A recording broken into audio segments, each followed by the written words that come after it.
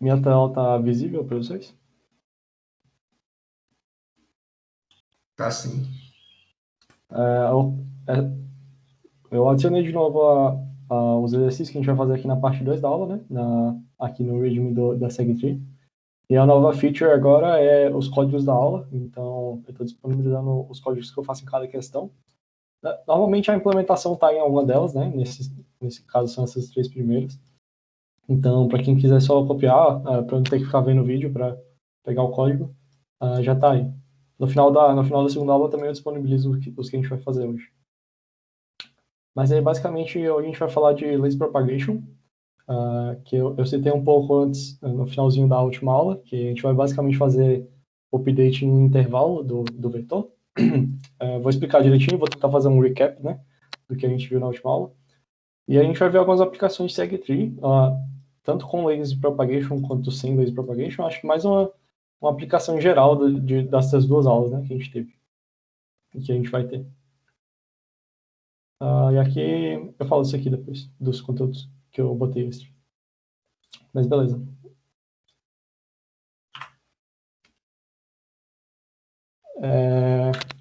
De novo, né, a gente vai falar de lazy propagation. Eu vou explicar como funciona.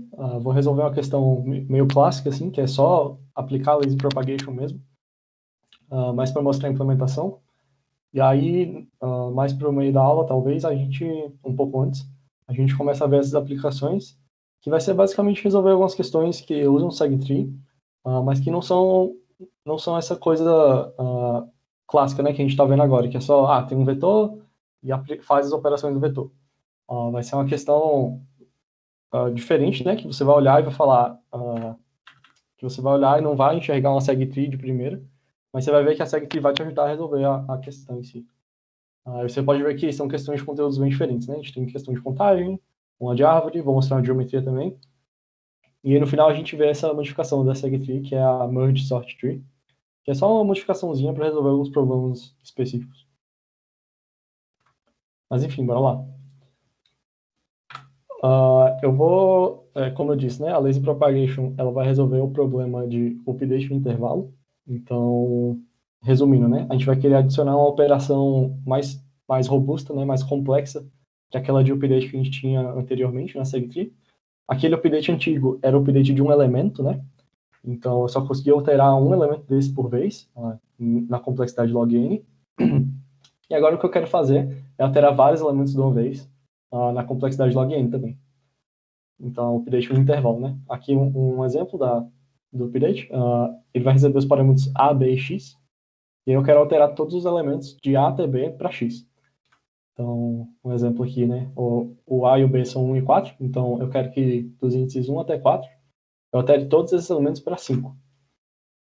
Então, esse vai ser basicamente o elemento, a operação, né, que a gente quer fazer na SegTree.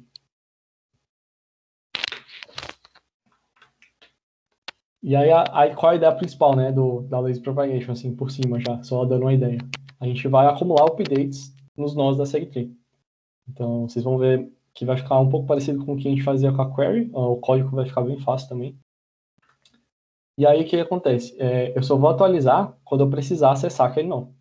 Então, eu vou fazer a atualização e vou deixar os updates acumulados nos nós. E aí, quando eu realmente precisar entrar naquele nó, que eu vou realizar aquela atualização, né? Que eu vou propagar aquela atualização. Por isso que a gente chama isso de lazy propagation, né? Que é a propagação preguiçosa. A gente vai só fazer quando realmente é necessário. E aí vocês vão ver que isso melhora bastante a complexidade, vai ficar a log de n no final.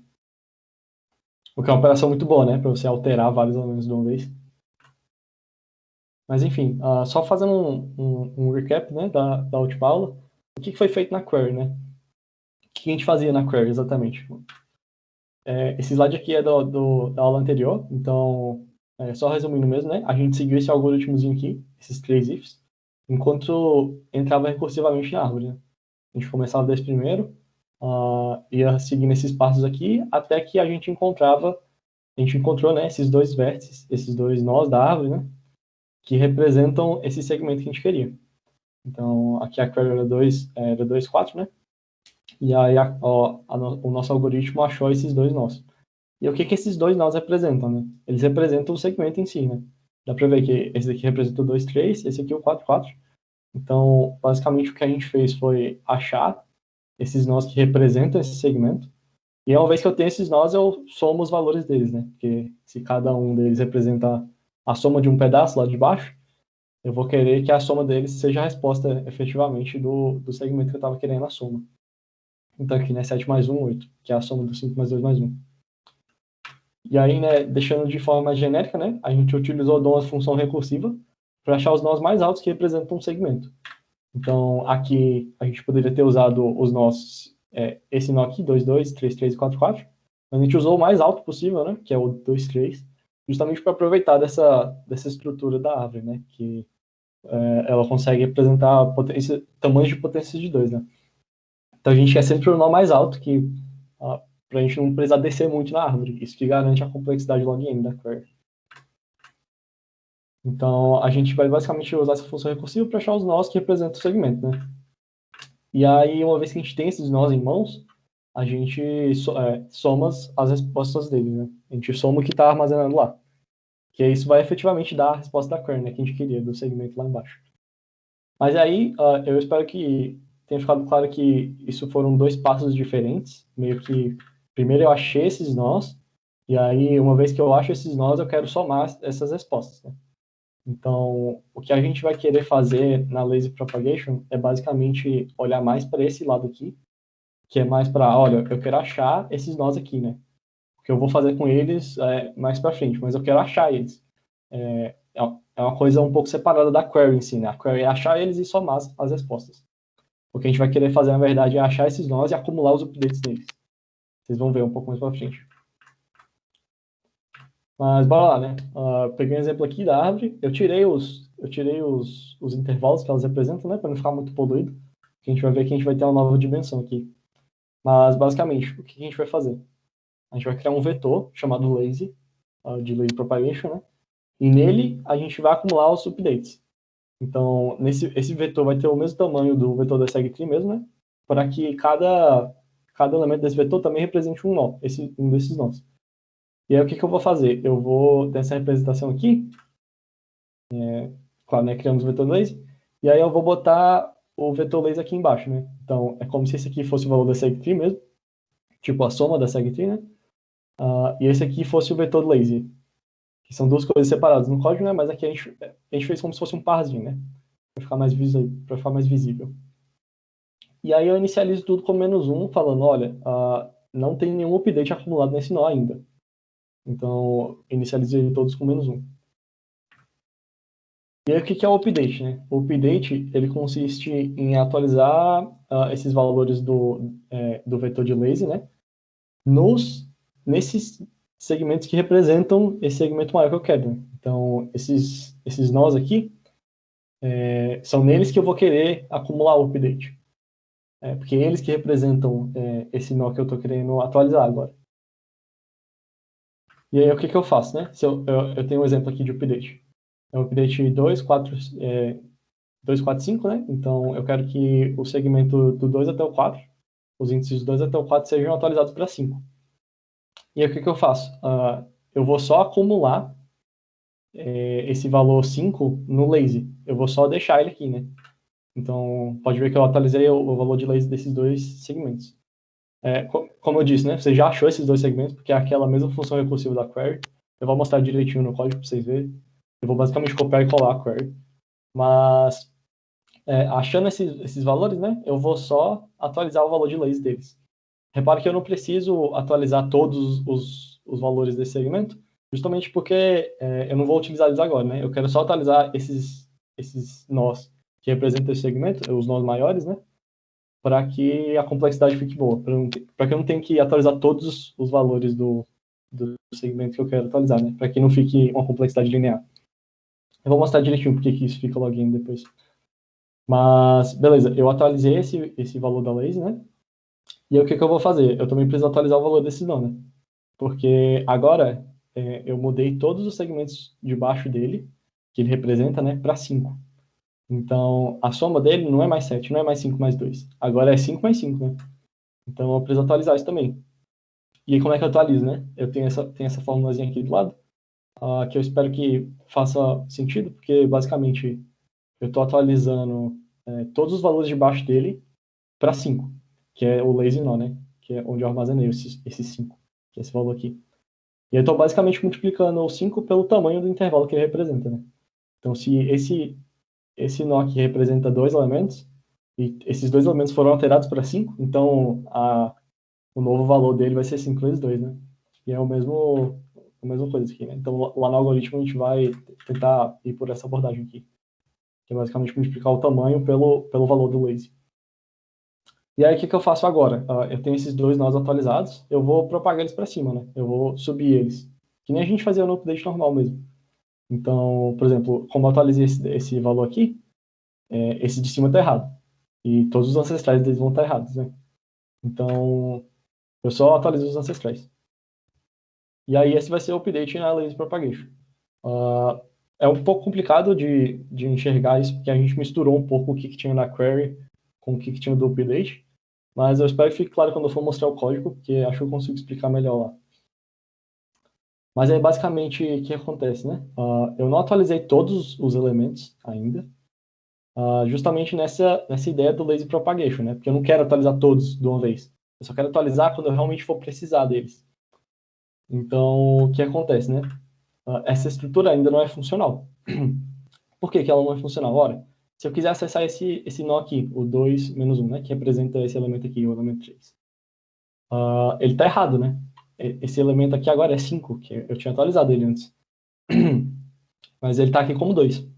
E aí, o que eu preciso fazer quando eu chegar nesse vértice, né? Eu preciso de algum... eu preciso fazer alguma coisa para que, quando eu for realmente acessar esse nó, ele esteja atualizado já. Esse caso aqui, né? Esse exemplo que eu dei.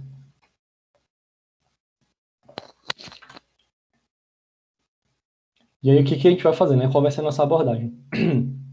Antes de qualquer operação, seja update ou query, eu vou propagar essa atualização para os seus filhos. É aquela ideia que eu falei, né, do lazy propagation. Quando eu realmente for entrar nesses dois, eu vou ter propagado o que estava acumulado lá em cima para ele. Então, por exemplo, vamos supor que eu entrei aqui nesse nó 10.5 e eu estou vendo que tem uma atualização pendente aqui, né? Então, o que eu faço? Eu propago essa atualização para os filhos dele. A gente vai basicamente usar esse mini pedaço de código aqui, né? Então, se o lazy nó for diferente de -1, eu atualizo o nó. Nesse caso aqui já estava atualizado, mas a gente vai ver que às vezes não vai estar. Mas basicamente eu atualizo o nó, né? Porque tem um update acumulado. Eu atualizo o lazy dos filhos.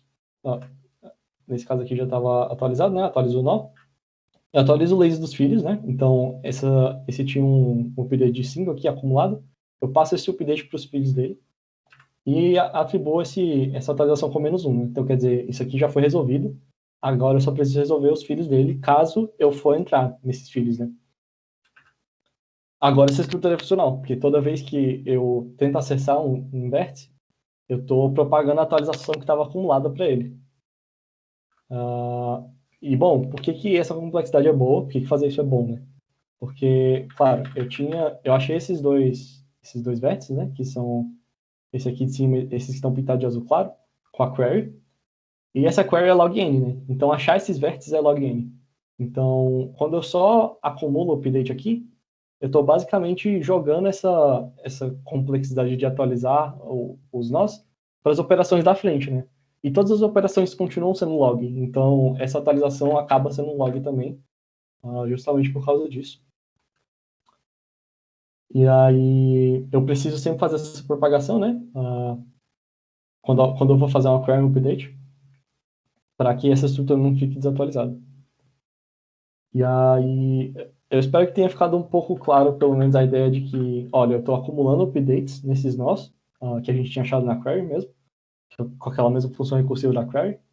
E esse vai ser nosso update agora, né? Eu vou só atualizar esses nós aqui, não vou atualizar todos os nós do segmento.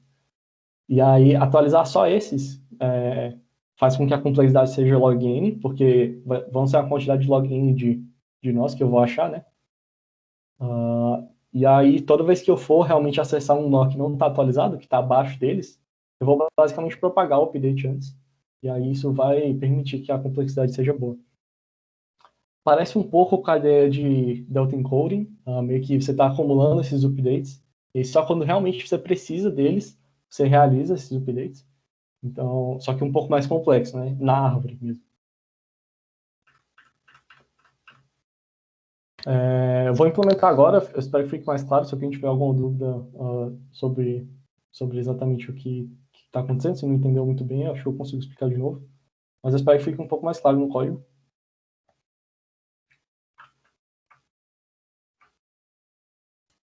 Então, deixa eu apagar isso aqui.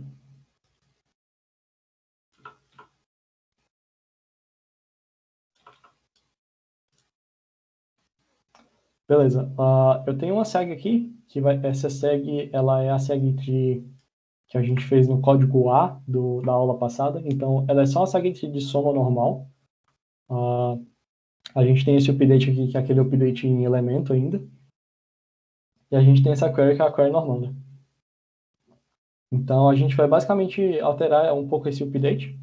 E a gente vai ver que, alterando esse update e usando a ideia de propagação, a gente já consegue fazer essa operação de update em intervalo, né? Que a gente quer fazer. Então, eu vou só copiar aqui eu vou só copiar essa SEG, que a gente já vai partir dela, porque a estrutura é muito igual com o que a gente já tinha feito antes. A gente vai só fazer umas alterações pequenas. Bom, acho que para começar eu vou querer usar uma questão de base, né? Então, tem essa questão aqui do NEPS, que ela é basicamente uma implementação de Lazy Propagation. Então, acho que já vai ser bom começar a implementação se baseando nela. Então, basicamente aqui, né, esses caras têm tem várias caixas, numeradas de 1 a N, e eles querem jogar um jogo, e o jogo consiste de duas operações. A operação 1, ele faz com que todas as caixas entre A e B passem a ter exatamente K moedas. Então, é justamente esse update em intervalo, né, que a gente estava falando. Passa um A e um B e um K, transforma todos os elementos entre A e B em K. E aí a operação 2, né, que é só mostrar quantas moedas existem entre as caixas de A e B, que é justamente a nossa query normal, né, da SegTree. E é isso a questão. A gente pode se guiar um pouco nela, né, para resolver o problema. Mas bora lá. O que a gente vai alterar, basicamente? Eu tinha falado que esse update aqui, ele vai ficar bem diferente, porque agora eu não vou mais querer fazer essa função recursiva, né? Eu não estou procurando por um só nó que eu quero atualizar. Eu estou procurando pelos mesmos nós que eu estava procurando na query, né? Então, o que eu vou querer fazer é basicamente copiar essa estrutura da query aqui. Eu vou basicamente roubar a estrutura da query, né?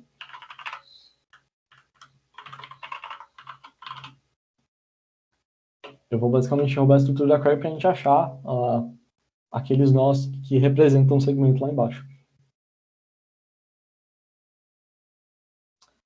E aí, beleza. O nosso update, ele retorna um void, né? Ele não faz nada. Então, quando eu tô olhando para um nó que não representa nenhum segmento que eu quero atualizar, então eu só retorno. É diferente de retornar zero, né? Porque retornar zero na query eu tô achando uma resposta. Aqui eu tô só atualizando as coisas. Então, esse primeiro caso aqui, que é se não tem nada que me interessa nesse segmento, eu só saio dele. Eu não vou fazer nada, né? Eu não vou querer atualizar nada. E aí o que muda de principal aqui é basicamente esse segundo caso, né? Que esse segundo caso aqui é quando a gente acha um desses segmentos. Então, quando a gente acha um desses segmentos azul claro, né? Quando a interseção do nó quando o nó está contido, né? No segmento que a gente quer. E aí, bom, o que a gente vai fazer aqui, né? A gente vai basicamente acumular o update no nosso vetor nó. Que eu até esqueci de criar, eu vou refazer isso aqui agora. A gente vai querer basicamente criar um vetor lazy, né, que eu tinha falado. Eu vou criar um vector para a gente inicializar ele.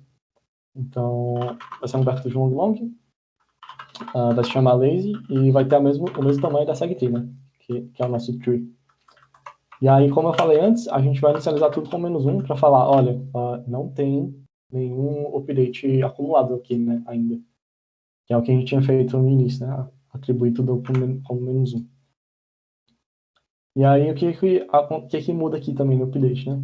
Bom, aqui a gente estava alterando um valor, então o que a gente vai querer passar agora são dois valores, né? Vai ser um A e um B.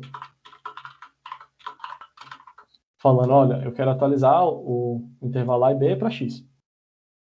Então esses nossos parâmetros vão mudar também. Pode ver que vai ficar bem parecido com o que a gente fez na query, né? Eu vou usar até os meus nomes para aproveitar o código que a gente está usando. Mas aí, basicamente, o que eu faço, né? Quando eu chego naquele nó que eu quero, eu acumulo o update. Então, eu só faço com que esse update seja acumulado, e aí, a partir daí em diante, eu só volto, né? Eu não faço mais nada embaixo desse nó. E aí, beleza. Vou dar um retorno aqui. E aí a gente vai ver que quando a gente atribui esse nó, eu vou querer atualizar esse valor aqui, né? Que é atualizar o valor do nó. Então, inicialmente eu vou chamar uma função propagate, que eu vou implementar ela daqui a pouco. Eu vou chamar de prop para ficar mais fácil. Mas essa função aqui, ela vai basicamente propagar o nosso update, né? Então, ela vai atualizar o valor com o update atual e vai propagar isso para os filhos. E aí, o que acontece, né? Eu sempre quero chamar essa função propagate toda vez que eu for fazer ou um update ou uma query, né? Então, idealmente, eu vou querer chamar essa função prop no início tanto do update quanto da query. Para que quando eu estiver acessando esse elemento, esse nó, né? Antes de acessar ele, eu propago o update acumulado. Né? Que aí esse nó vai ficar funcional agora. Bom, beleza. E aí, o que é a nossa função propagate, né? Ela vai retornar dado, ela só vai propagar o update acumulado, claro. E aí, o que eu preciso passar para ela, né? Eu preciso passar um intervalo, porque a gente vai querer calcular qual vai ser o novo valor, né? Utilizando essa formulazinha que eu passei aqui. R menos L mais 1 vezes o lazy do nó. Então, eu também preciso passar o nó, né? Para saber qual é o nó que eu estou propagando, né? Para qual nó que eu vou propagar para os filhos. E aí, beleza. Como eu disse, eu preciso checar primeiro se lá no lazy tem algum update acumulado, né? Então, se isso aqui for diferente de menos 1, eu vou basicamente atualizar o valor da árvore, né? Então, eu vou usar essa formulazinha que eu tinha falado aqui, que é basicamente atribuir esse lazy nó para todos os filhos dele. E como ele tem R-L mais 1 filhos, que é o tamanho, né, do intervalo, vai ser isso vezes a quantidade que eu quero atualizar. Então, eu vou basicamente fazer isso mesmo. Aqui é R-P-. E aí, beleza. Agora eu atualizei o valor do nó, e agora eu quero propagar isso para os filhos. Eu preciso primeiro checar se ele tem algum filho, né? Então, se o L for diferente do R, quer dizer que eu não estou no último vértice, né? Quer dizer que ainda tem filhos abaixo dele. E aí eu propago esse lazy, né? Então, agora o lazy do filho da esquerda, que é o 2 vezes n, vai ser o lazy do pai. E a mesma coisa para o filho da direita. Opa. E a mesma coisa para o filho da direita, que é 2n mais 1. 2 vezes nó mais 1, né? Que é aquela estrutura que a gente usa na SecT. E aí agora o nosso terceiro passo, que está aqui nesse if, é basicamente atualizar o nó, né? Então, atualizar o lazy desse nó. Então, falando, olha, agora não tem mais nenhum update acumulado. Então, o lazy do nó agora vai ser menos 1. E é claro, eu preciso passar isso aqui para toda vez que eu chamei o propagate, né? Mas, opa, que isso aqui ficou diferente. Mas essa é basicamente a nossa lazy propagation. Eu mudei o update, né? Para que ele fique parecido com a função recursiva que a gente usa na query, justamente para achar aqueles nós mais altos, né? Que representam o segmento que a gente quer atualizar. E aí neles eu acumulo o update. Eu não faço nada abaixo deles, né? Eu acumulo ele ali mesmo. Isso que garante pra gente que a complexidade vai ficar log n, né? Porque são log n no máximo, né? Segmentos desses que a gente vai achar. Posso até mostrar a intuição depois por que é log n, segmentos só. Mas, bom, a gente basicamente acumula neles, né? E toda vez que eu quero ou fazer um update ou fazer uma query, eu primeiro propago tudo que foi acumulado naquele nó, para que a estrutura seja atualizada, né? E repare que eu só propago quando eu realmente entro no nó, né? Eu não propago antes. Então eu não faço trabalho inútil, né? Eu faço esse trabalho que é preguiçoso, mas que é eficiente, né? Eu só atualizo quando eu realmente preciso dessa atualização.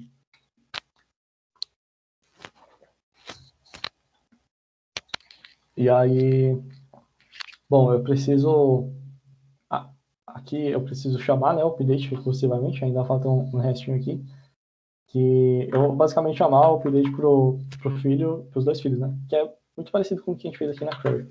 Eu vou só copiar daqui de baixo e mudar o nome para o update, né? E adicionar o outro parâmetro que é o x, que a gente não tem na query. A gente tem um a e um b e um x, né? Mas é isso. Essa é a atualização com o lazy update, com o lazy propagation, né? A gente cria essa função de propagação para ajudar a gente, né? Para a gente não ter que colocar esse código toda vez que a gente precisa propagar. Mas é isso. Agora a gente precisa resolver a questão em si, né? E aí eu espero que dê até para abstrair o que a gente estava fazendo e só usar o update em si. Mas basicamente aqui ele dá um n e um q, né? O n é o tamanho do vetor, e aí ele passa o vetor embaixo. E aí o que é a quantidade de operações, né? A operação 1 é um update, a operação 2 é uma query. Então, aqui eu leio um m e um q. Vou mudar só para ficar mais fácil o código no final. E basicamente aqui eu leio o normal, né? Aqui eu leio o normal vetor. E aqui embaixo o nosso update vai mudar, né? Porque agora eu não recebo dois parâmetros. Eu não recebo o ID e o V. Agora eu recebo o A, o B e o K. Né? Então, no intervalo A e B eu vou querer atualizar todos para K. Exatamente K. E como é que vai ficar o nosso update, né? Basicamente A, B e K. E aqui do L até o R, né? Porque esse R-1 estava lá do CFEDU ainda. Você repara como é que ficou simples, né? Eu quero atualizar do A até o B, transformar todos esses elementos em K, né? Aí a SegTree se vira para fazer. E aí é legal que dá para abstrair, né? Uma vez que você tem o código, às vezes você não precisa nem entender totalmente o que ele está fazendo, mas se o código estiver funcionando, você consegue aplicar essa ideia em alguma questão. Acho que tem algumas coisas a mais para mudar, porque aquele indexa tudo em 1, e a gente faz a nossa SegTree indexada em 0. Então eu preciso só decrementar esses valores que ele passa, né? Do intervalo, que é o A e o B e o L e o N. E acho que acaba acho que é só isso que eu tenho que mudar. Bom, acho que dá para testar aqui agora. Faltou um ponto e vírgula aqui.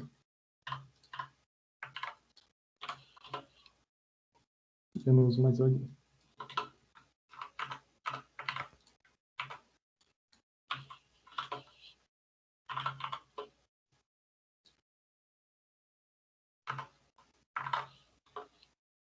Deu 9, aqui ficou junto, porque eu copiei a entrada e colei, mas deu 9,5, né, que é a resposta. Eu tinha mandado essa solução mais cedo, passou, acho que dá até para mandar de novo. Mas essa é a ideia, né? Eu acho que é um pouco complicada a lazy propagation, eu acho que é um artefato assim, um pouco mais avançado, né, da SegTree. Aí passou. Mas é bem útil, né?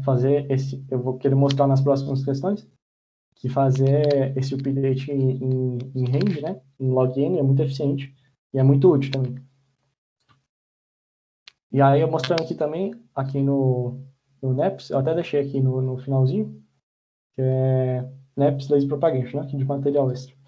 Aqui a gente tem um textinho legal de Lazy Propagation, que acho que vai explicar um pouco melhor a ideia, o porquê que é login, enfim.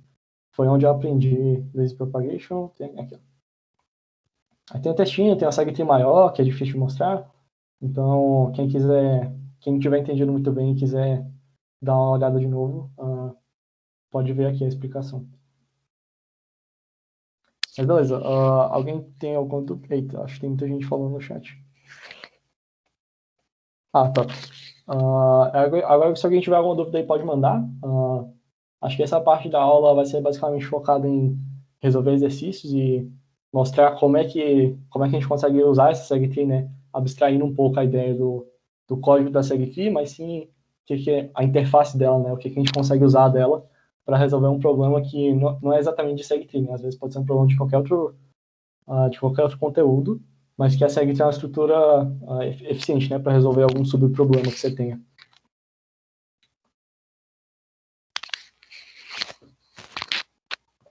Vou até olhar aqui a ordem que eu botei os exercícios.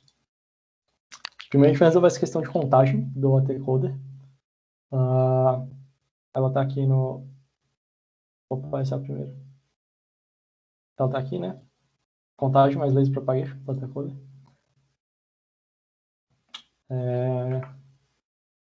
Eu vou ler ela, mas calma, deixa eu falar dos exercícios primeiro. A gente vai ter essa questão de contagem, né? Que é uma questão... Acho que contagem normalmente está envolvido um pouco com combinatória, às vezes, para resolver os problemas. Esse problema específico é só de contagem mesmo.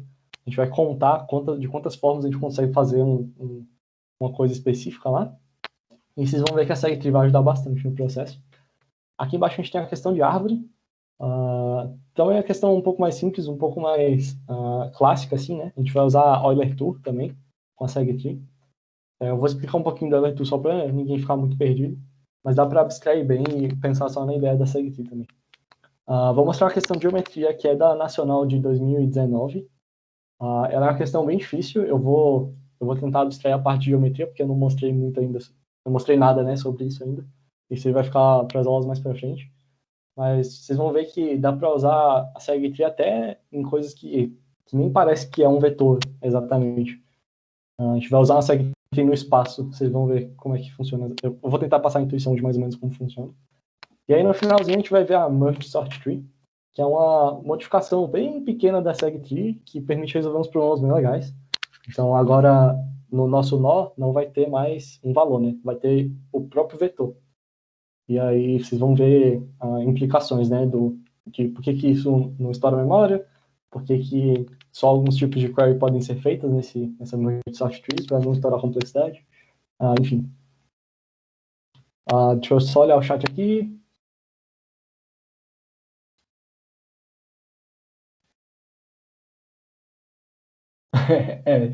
Normalmente, questão que pede SegTree, você vai precisar dessa operação mais eficiente, né, em login. Tudo que for brutando vai ficar bem ruim. Mas o legal é que, às vezes, você não precisa nem entender exatamente, totalmente a SegTree, né, exatamente como o código funciona. Às vezes, você só precisa saber como é que é a interface e pensar, eu consigo resolver o problema de atualizar ou pesquisar alguma coisa no intervalo. E aí, às vezes, isso ajuda bastante para resolver a questão. Mesmo que você não entenda exatamente, o laser propagation está fazendo isso, isso, isso. Às vezes, abstraindo nesse início, né, você consegue resolver muita coisa já. Acho que é o que eu quero tentar passar também nas questões agora de aplicação. Basicamente, como é que eu uso essa SegTree como estrutura auxiliar, né? Às vezes com uma modificaçãozinha pequena na SegTree, mas às vezes utilizando só a SegTree que a gente já codou aqui, e a SegTree bem simples, só de soma mesmo, que nem é esse exemplo da árvore, né? Vai ser só a SegTree de soma. Então, se você soube o básico lá da primeira aula, o comecinho da primeira aula, se você já pega o código, já dá para resolver essa questão. Mas enfim, bora lá. Essa questão, ela é a D do autoencoder. Normalmente, as Ds não vão usar a SegTree, não. Tem um jeito mais fácil de resolver essa questão sem SegTree. Mas a solução com SegTree é tão simples, tipo, você não precisa nem pensar exatamente como é que eu vou fazer essa atualização, blá, blá, blá, blá. Você só fala, a SegTree consegue fazer isso. E aí usa, sacou? E aí, sei lá, diminui a dificuldade do problema em 60%. Mas, bora lá. Você tem N células, né? Elas estão arranjadas numa linha e elas estão numeradas de 1 a N, da esquerda para a direita. O TAC vive nessas células e ele está atualmente na célula 1. Então ele está na primeira célula, né, do vetor. Ele está tentando alcançar a célula N utilizando esses procedimentos que ele vai descrever agora. Então, basicamente, ele vai te dar um K esse K é menor que 10. Então, o K é bem pequeno. E aí, ele vai te dar K segmentos. Então, ele vai te dar o primeiro segmento é de L1 até R1. O segundo segmento é de L2 até R2. E aí, são segmentos que não se intersecam, que não tem interseção, né? Bom, e aí ele fala que S é a união de todos esses segmentos. Então, imagina um segmento com vários cortes no meio, né? Vai ser basicamente, os cortes vão ser de R1 até L2, de R2 até L3. Mas enfim, você vai ter meio que esses segmentos, né? Com cortes no meio. E aí, bom, o segmento LR. Tá, ele deu a definição de segmento, né? O segmento LR é todos os Is, tal que o I está entre o L e o R. Tá, mas beleza. Quando você está na célula I, você pode pegar um valor do S. Então, por exemplo, eu posso pegar ou L1, ou L1 mais 2, ou L1 mais 3, blá, blá, blá, blá, ou até R1, ou L2, L1 mais, L2 mais 1, L2 mais 3, blá, blá, blá, até o R2. Então, eu posso pegar qualquer valor que está contido nesses segmentos. E aí eu vou me mover para a célula I mais D, né? Então, eu estava na célula I, peguei um valor D desse segmento, e agora eu vou para a célula I mais D. E você não pode se mover para fora da célula, né? Beleza. E aí, o que você quer fazer? Você quer ajudar ele a descobrir de quantas formas possíveis ele consegue chegar no último elemento. Eu fiz um desenho aqui, acho que vai dar para explicar bem a questão, mas ele quer esse valor, né, de quantas formas possíveis ele consegue chegar no último elemento, módulo esse valor primo grandão aqui. Normalmente, questão de contagem, ele pede a resposta módulo algum valor, porque normalmente a resposta dá um valor muito grande. Então, às vezes, tem uma quantidade muito grande de formas, né, de você conseguir chegar num tal, de você conseguir realizar, né, uma tal operação. Isso já dá uma ideia clara que não dá para brutar, né, não dá para só, de forma meio idiota, tentar simular todos os caminhos possíveis, né. Mas, bom, essa questão eu vou tentar explicar no desenho, basicamente, né? Ele vai ter... Eita. Ele vai ter um vetor, né? E esse vetor tem tamanho n. Aqui eu botei 7, mas, enfim, eu tentei... Acho que eu vou usar esse exemplo aqui, né? Que é o 5, 2, 1, 1, 3, 4. Então, o segmento tem 5 valores. Então, só releva o 6 e o 7. E aí tem dois segmentos, né? O segmento 1, 1 e o segmento 3, 4. Que eu escrevi aqui também. E basicamente o que acontece? Imagina que ele está na célula 0. Ele vai estar no 1, mas imagina que está indexado em 0, só para facilitar mesmo. E aí, facilitar para visualizar esse segmento aqui agora. Ele vai estar na célula 0, então na verdade vai ser do 0 até o 4, né? Exclui o 5, 6 e o 7. Ele vai estar na célula 0 inicialmente, e ele vai pegar um valor que está ou no 1, ou no 3, ou no 4, né? Então, ele vai pegar ou 1, ou 3, ou 4. Essa é a ideia do segmento, né? É basicamente, ele vai te dar vários valores entre esses intervalos que ele te dá, e você tem que escolher, né? Um desses valores. Aqui o intervalo só tem um único valor, que é 1, que vai do 1 até 1. Esse intervalo aqui tem 1, 3 e 4. Então eu posso escolher 1, 1, 3 ou 4. E eu posso pular, né? Para essa célula. Então eu estava no 0, agora se eu escolher 1, eu vou do 0 para o 0 mais 1. Se eu escolher o 3, eu vou do 0 para o 0 mais 3.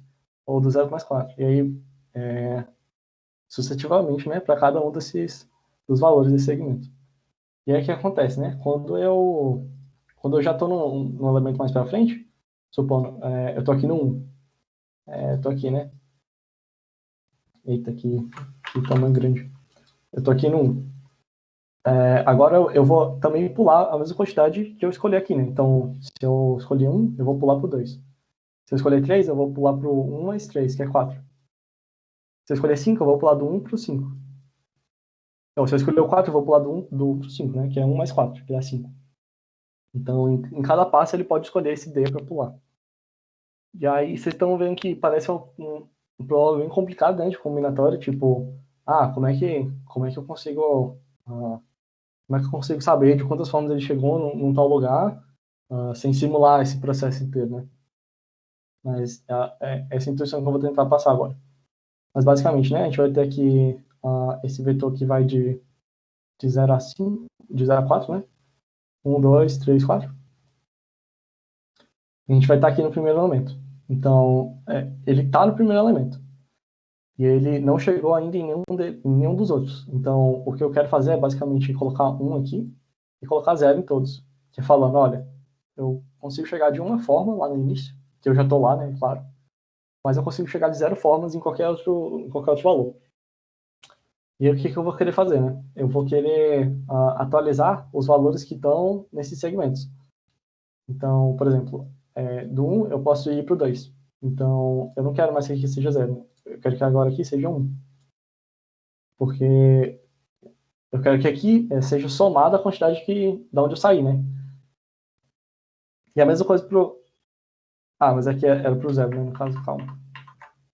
Eu vou pular 1, né? Que eu só posso escolher 1, né? Então vai do 0 para 1. Agora aqui eu não quero que seja 0, né? Eu quero que seja 1. Porque eu tenho uma forma de chegar aqui, né? Que é usando o passo 1, saindo do 0. E eu faço isso também pro 3 e pro 4. Então, agora aqui, eu não vou ter mais 0 nesses dois, eu vou ter 1. E repara que já está aparecendo um pouco com um update, mas calma, vamos por partes. Agora, eu quero sair do vértice 1. Eu vou sair de cada um dos vértices, né? Testar sair de cada um dos vértices. Agora eu quero sair desse elemento 1 aqui, né? Do vetor. Eu quero sair do 1. E aí, para quais eu posso ir? Do 1 eu posso ir para o 2, que eu posso escolher 1, né? Ou eu posso escolher 3, ou eu posso escolher 4. E aí, bom, repara que esse aqui já saiu do vetor, então eu não vou nem atualizar ele. Como ele mesmo disse, ele não quer nenhum elemento ele não quer nenhum passo que saia do vetor. E aí eu vou atualizar, né? Eu vou somar esse 1 que eu cheguei aqui, né? Então eu tenho uma possibilidade, eu tenho um caminho para chegar nesse 1. E eu vou somar isso aqui no outro, né? Então aqui que era 1, agora vai ser 1 mais 1, que é 2. Então tem duas formas de chegar aqui. E a mesma coisa aqui pro 0, né? Então aqui é 1, aqui era 0, vou somar 1, que é esse elemento aqui do 1, né? E eu vou fazendo isso, né? Eu vou fazendo isso para cada um dos novos de onde eu saio. Então, aqui do 2, agora saindo do 2, né? Eu posso ir ou pro 3, ou lá para frente, ou mais lá para frente ainda, e esses dois não contam porque já saiu do vetor. Então, basicamente, eu vou atualizar esse 3 aqui. Esse 3 aqui agora, eu tinha uma forma de chegar nele, agora eu tenho duas. Que é ou vindo do 0 direto, ou vindo do 2. E essa é a ideia, né? Você vai fazendo isso até preencher tudo. Então, agora saindo do 3, eu posso vir ou para cá ou lá para longe. Lá para longe não importa mais. Então, aqui que era 3 virou 3. Acho que eu estou seguindo a coisa certa. Bom, enfim, acho que eu fiz algum procedimento errado aqui, mas basicamente a ideia vai ser essa de tentar jogar sempre para frente, né? Saindo de onde eu preciso. E aí, repara, né? Saindo daqui, do 0, eu preciso atualizar esse segmento daqui, né? Então, eu preciso atualizar esse segmento, eu preciso atualizar esse. E atualizar com quem, né? Eu quero se aqui fosse x, eu quero somar x em todos os elementos que estão nesse intervalo. E repara como é que é parecido, né? Com a nossa segue já. Então, eu tenho um vetor, e eu vou ter k intervalos desse, né? Que k é menor ou igual a 10. E para cada um desses intervalos eu vou querer somar x, que é da onde eu saí, né? Nesses intervalos em específico. E aí dá para ver que dá para fazer isso aqui com o segtree com lazy propagation. E é bem simples a ideia mesmo, você está tipo, atualizando o segmento. E o código muda só um pouquinho, porque em vez de lá na segtree que a gente tinha feito, a gente tinha atribuído x, né? Então, se aqui fosse y, a gente ia a gente ia jogar o y fora e ia jogar um x no lugar, né? Aqui não. Se aqui fosse y, a gente vai querer que agora a resposta seja x mais y. E vocês vão ver que o lazy propagation muda um pouquinho, mas essa ideia continua funcionando, né? Então, eu espero que tenha ficado claro que eu consigo simular esses caminhos, né? Jogando para frente. Então, se aqui eu cheguei com x possibilidades, eu somo x em cada um desses em cada um desses elementos que ele consegue chegar, né? Então, aqui eu vou somar mais x, aqui eu vou somar mais x, e aqui mais x também. E eu espero que faça sentido isso, né? Porque se eu cheguei com x caminhos aqui, eu também consigo chegar com x caminhos aqui, né, a mais. Então, eu somo x na resposta desse. E aí, no final, né, como ele quer a quantidade de maneiras que ele consegue chegar na célula n, eu vou basicamente printar esse vetor do n, né?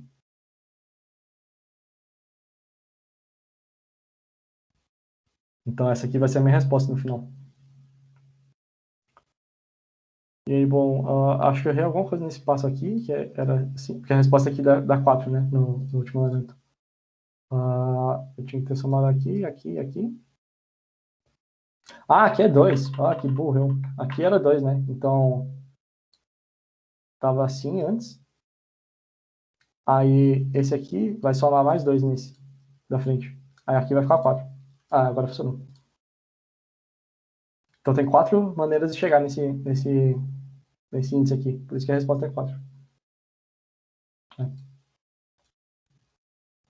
Bom, e aí, acho que dá pra gente rodar isso. Talvez seja melhor só mostrar o código para não ficar muito confuso, mas acho que dá para rodar também. Uma modificação que a gente vai fazer na lazy propagation, né? Vai ser basicamente usar essa ideia de somar x. Então, o nosso update agora, ele vai basicamente receber um A e um B, né? E um K, ou x, né? Melhor, a gente está usando x na questão. E aí, entre os índices A e B, eu vou querer somar x em todos. Então, vai ser essa o nosso update agora na lazy. Não vai ser mais atribuir x, né? Vai ser somar x. E vocês vão ver que é só uma modificação muito pequena, então às vezes vai estar lá no código às vezes uma atribuição igual, a gente vai só botar um mais igual e vai funcionar direitinho. Mas bom, eu vou usar essa mesma estrutura que a gente codou para a questão do NEPS, e aí eu vou só alterar ela para vocês verem o que muda, né? Fazendo essa operação aqui de soma e não de atribuição. E a gente resolve a questão aqui embaixo, que o código é bem pequeno, não fica muito grande não.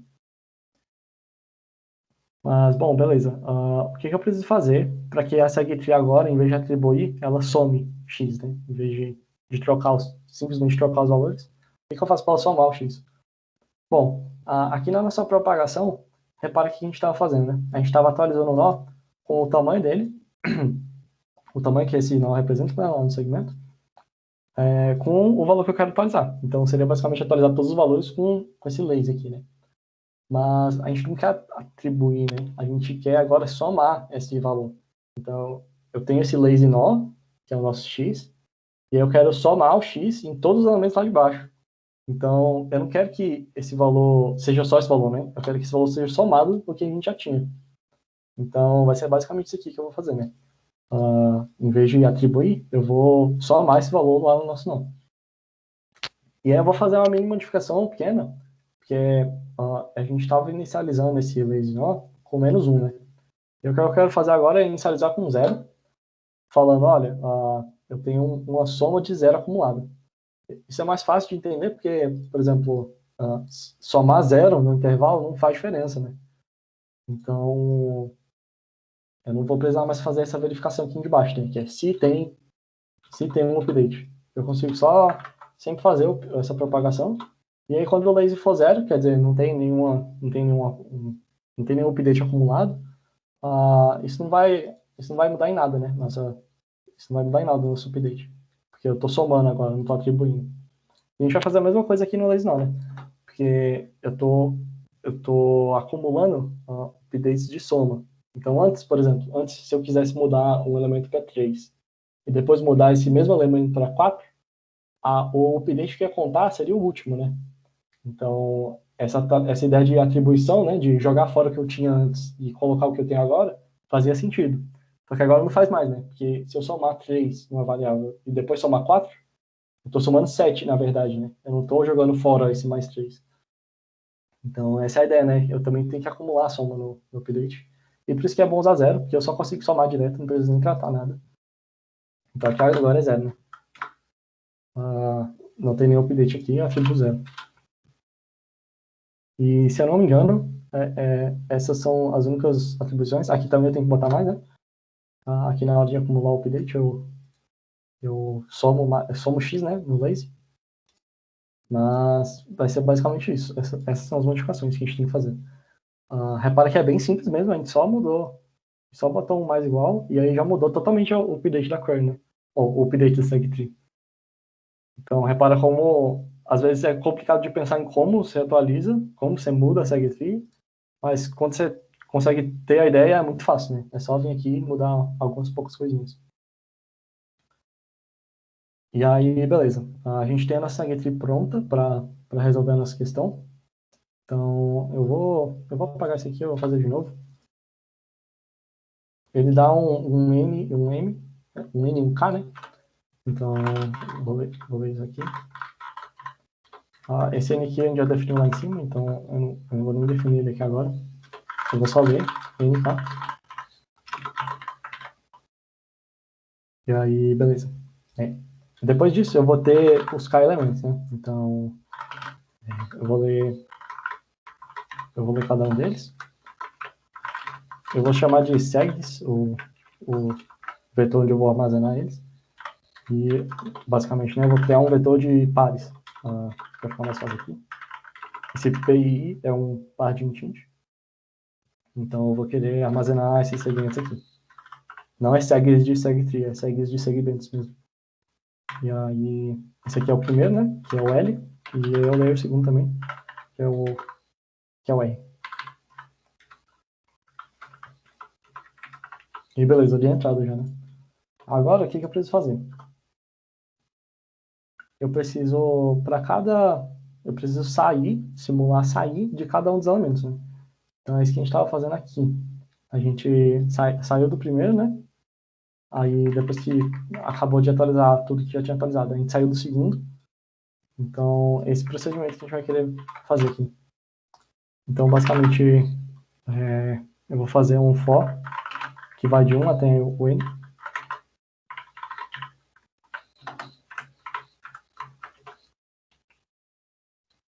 Eu vou fazer um for que vai de 1 até n.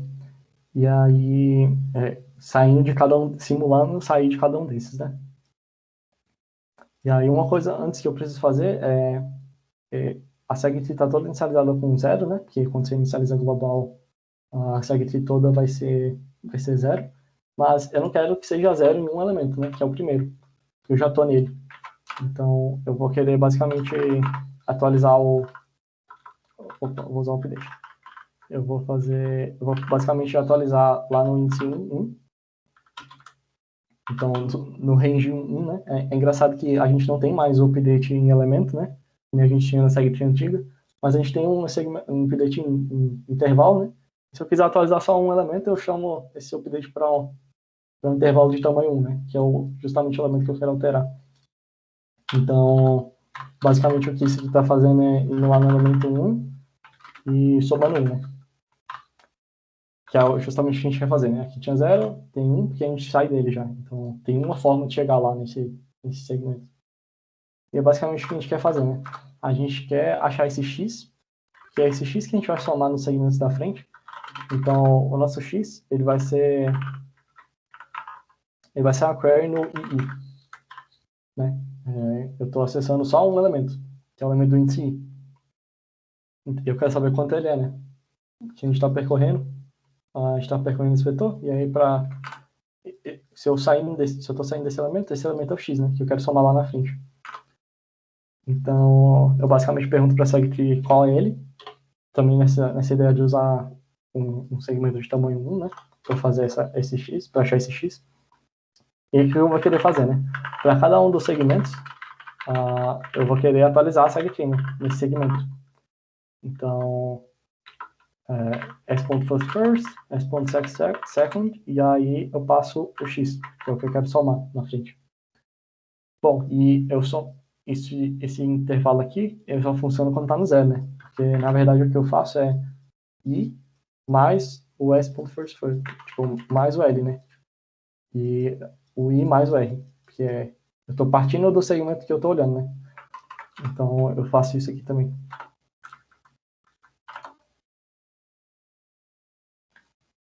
E aí, bom, tem uma coisa que ele fala também, é que a gente não pode ultrapassar o limite, né? Então a gente não pode fazer um update no segmento que está mais para frente. Então o que eu quero fazer é, basicamente, se eu ver que esse intervalo estourou, eu não vou querer atualizar ele, ou então uma parte dele. Então eu vou basicamente tentar pegar o mínimo entre isso aqui e n mais 1. Porque se esse segmento extrapolou, né, o limite, que é ele só vai atualizar ele não vai atualizar nada para frente, né, nada que estoure a nossa segue Eu vou até verificar se esse limite funciona exatamente, mas provavelmente funciona. Uh, então, essa ideia aqui de pegar o mínimo, né, é justamente para, ó, se o segmento era esse aqui, sei lá, pegar um exemplo melhor aqui. Se o segmento era esse aqui, então pegou esses três elementos aqui, né? Eu só posso olhar até esse aqui, né? Então, quando eu peguei o mínimo desse R aqui com N mais 1 vai dar o próprio N, e aí não vai estourar nada, não. Eu acho que tem que usar N mais 1 aqui por algum motivo, vou ver depois, vou testar, botar só N. Mas, bom, enfim, essa é a ideia, né? Eu vou só estar atualizando esses segmentos lá para frente. E aí, bom, é isso. A resposta é basicamente a query no NN, né? Como eu tinha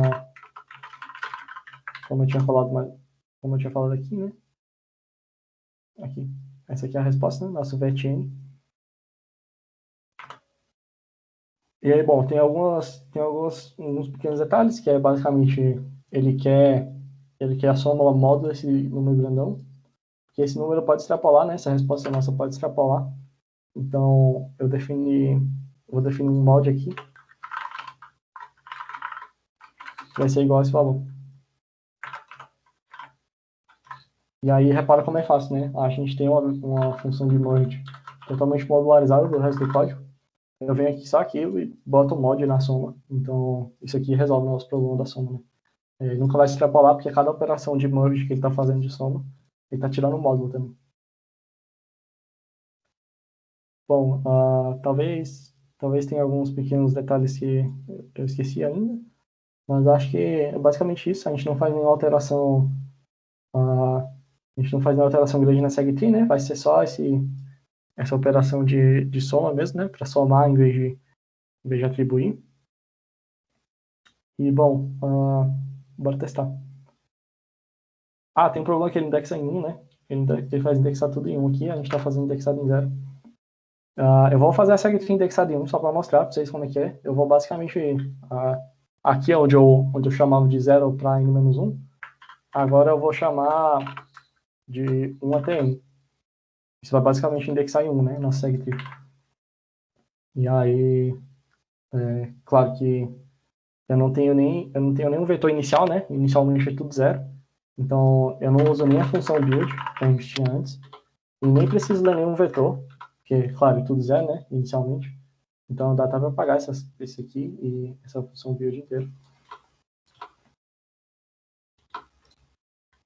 E aí, repara que o código ficou bem menor, né? Só um update, uma query.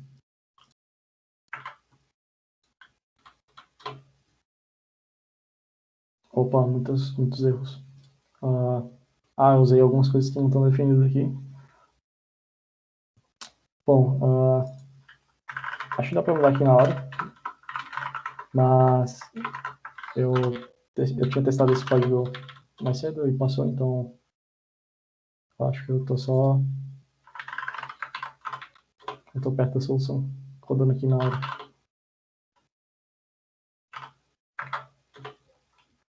Deu um seg fault, tá, calma. Provavelmente algum errinho que eu esqueci de verificar. Talvez. Aqui eu inicializei com 0. Esse N tá certo?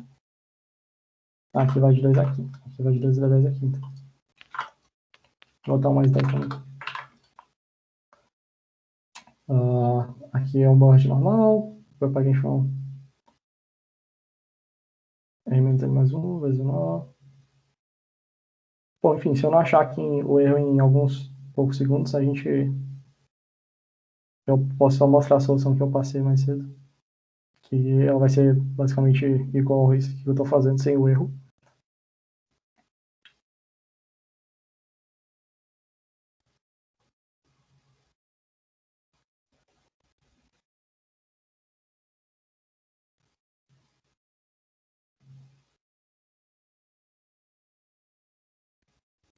Ah, eu não estou nem inicializando isso aqui, né? Aqui eu tenho que inicializar com K, porque eu estou só lendo direto. Acho que era isso. Acho que era isso o overflow. O segment function que deu.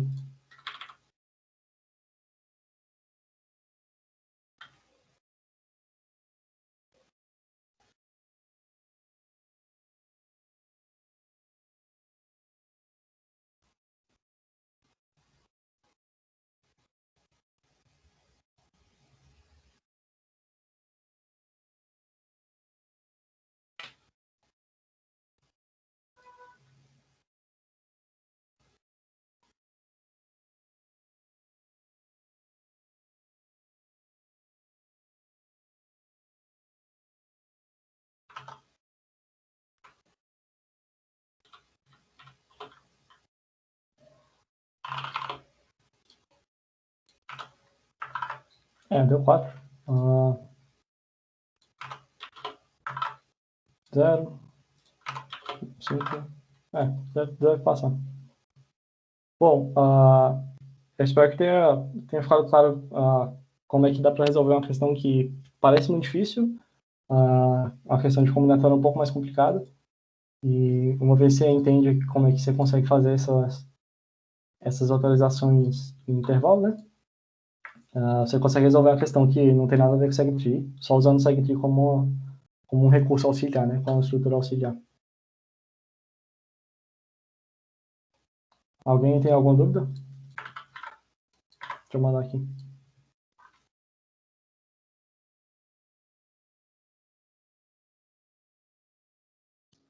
Tiago, rapidão. Essa questão é considerada uma questão de geometria pelo simples fato de que a gente está mexendo com a movimentação de lugares, porque eu vi só atualização em vetores, até porque a gente está utilizando isso como a estratégia de resolução do problema. Eu não vi isso como um problema de geometria. Não, esse problema não é de geometria, não. Acho que ele está classificado como contagem aqui, que eu falei, né? É basicamente contar de quantas maneiras você consegue fazer algo.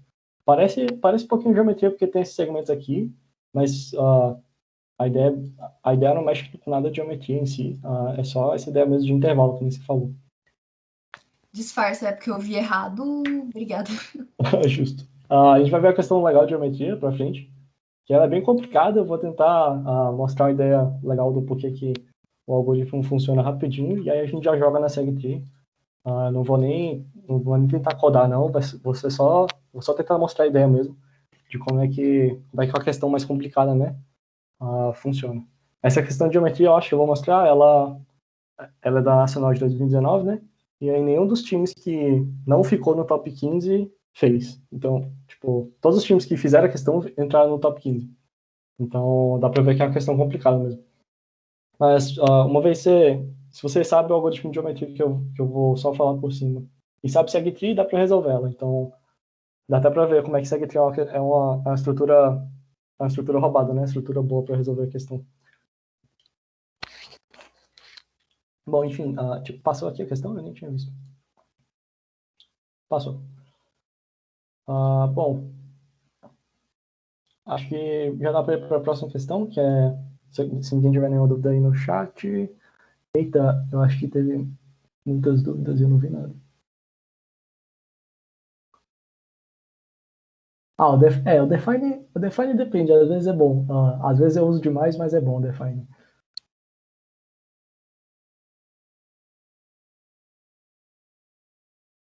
Ok. Ok, tá, nenhuma dúvida. Top. Agora a gente vai para a questão de árvore, que ela vai usar o Euler Tool. O Alberto já tinha falado um pouco sobre o Euler Tool. Se alguém ficou muito confuso, eu vou só dar uma intuição simples, né? E vou mostrar como é que é eficiente, né? Usar SegTree dentro do Euler Tool. enfim, a questão é essa aqui do CSS.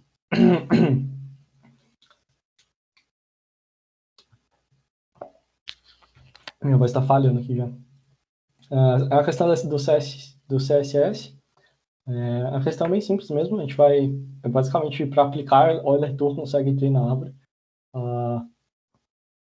Só comentando, né? Essa questão, ela a questão anterior, né, que a gente resolveu de contagem, ela é a D do div do ATCoder. Normalmente D não é muito difícil, não. Então, já dá para ver que não tem... Que dá para resolver essa questão sem segtree lazy, porque segtree lazy é realmente uma operação, é uma estrutura muito roubada. Aqui dá para ver que a gente nem usou o build, e dá para ver também que a gente só usou a query para um único valor, né? Então a gente só usa a query para o II. Então a gente nem utilizou toda o potencial da segtree lazy, né? Com lazy propagation. Isso normalmente é um indício que dá para resolver com uma estrutura mais fácil. Mas o bom de saber a segtree é que a estrutura é tão roubada que às vezes você não precisa nem pensar em como você vai resolver tal problema. Você só fala, a segtree consegue fazer isso, isso, isso. E normalmente são operações muito complicadas, né? Tipo, a segtree consegue fazer uma atualização em um intervalo em login. Então, às vezes você só usa mesmo e resolve a questão. Essa em específico, se eu não me engano, dava para resolver com o Delta Encoding, só acumulando esses updates que eu estava falando, né? Em vez de atualizar lá na segtree, você só acumula eles e vai pegando eles à medida que você precisa.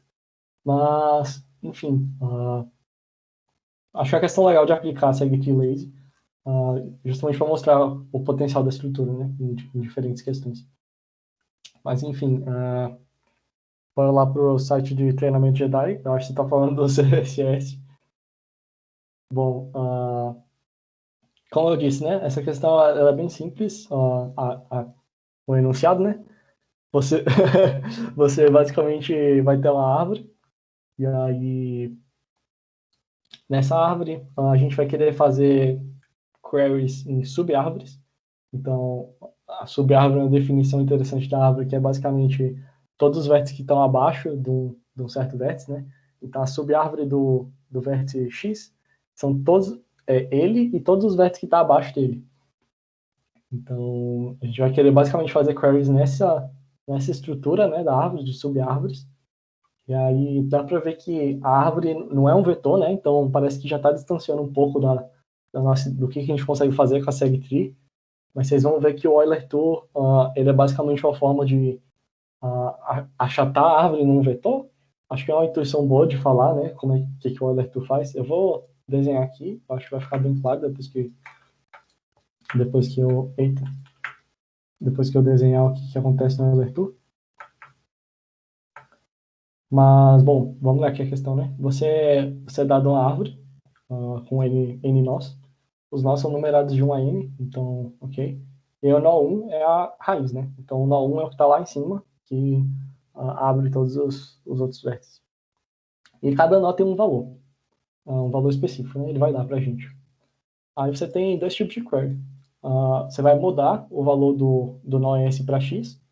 Então, aquela ideia de atribuição mesmo, que a gente já está acostumado na segtree. Só que na árvore agora, né? E aqui você vai querer calcular a soma de todos os valores da subtree do nó S. Então, eu falei que a ideia da sub-árvore, né, da subtree, ela é todos os nós que estão abaixo daquele nó específico. Então, contando aquele nó em si também. Então, basicamente, ele vai me dar um nó S, eu vou ter que passar para ele a soma de todos os valores de todos os nós que estão abaixo, que estão nessa sub-árvore do S, né?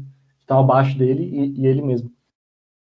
Então, repara que é uma ideia parecida com a segtree, né? Tipo, parece que a gente está querendo somar um intervalo, só que aqui a ideia de intervalo é alterada um pouco na árvore, né? Aqui a gente vai querer uma sub-árvore, né? Esse vai ser o nosso intervalo, basicamente. E aqui a mudança normal dentro de nó. Eu vou só querer mudar o valor do nó S para X. Só que isso na árvore, né? Então, essa é a diferença da questão, né? São operações muito parecidas com o que a gente faz na segtree, só que em vez de fazer um vetor, a gente está fazendo uma árvore. E aí você precisa de uma abordagem boa para tentar utilizar a segtree aqui no problema, né? Mas é isso, ele vai dar os valores, vai dar os valores de cada nó, né? Vai dar a árvore e vai dar as duas operações, né?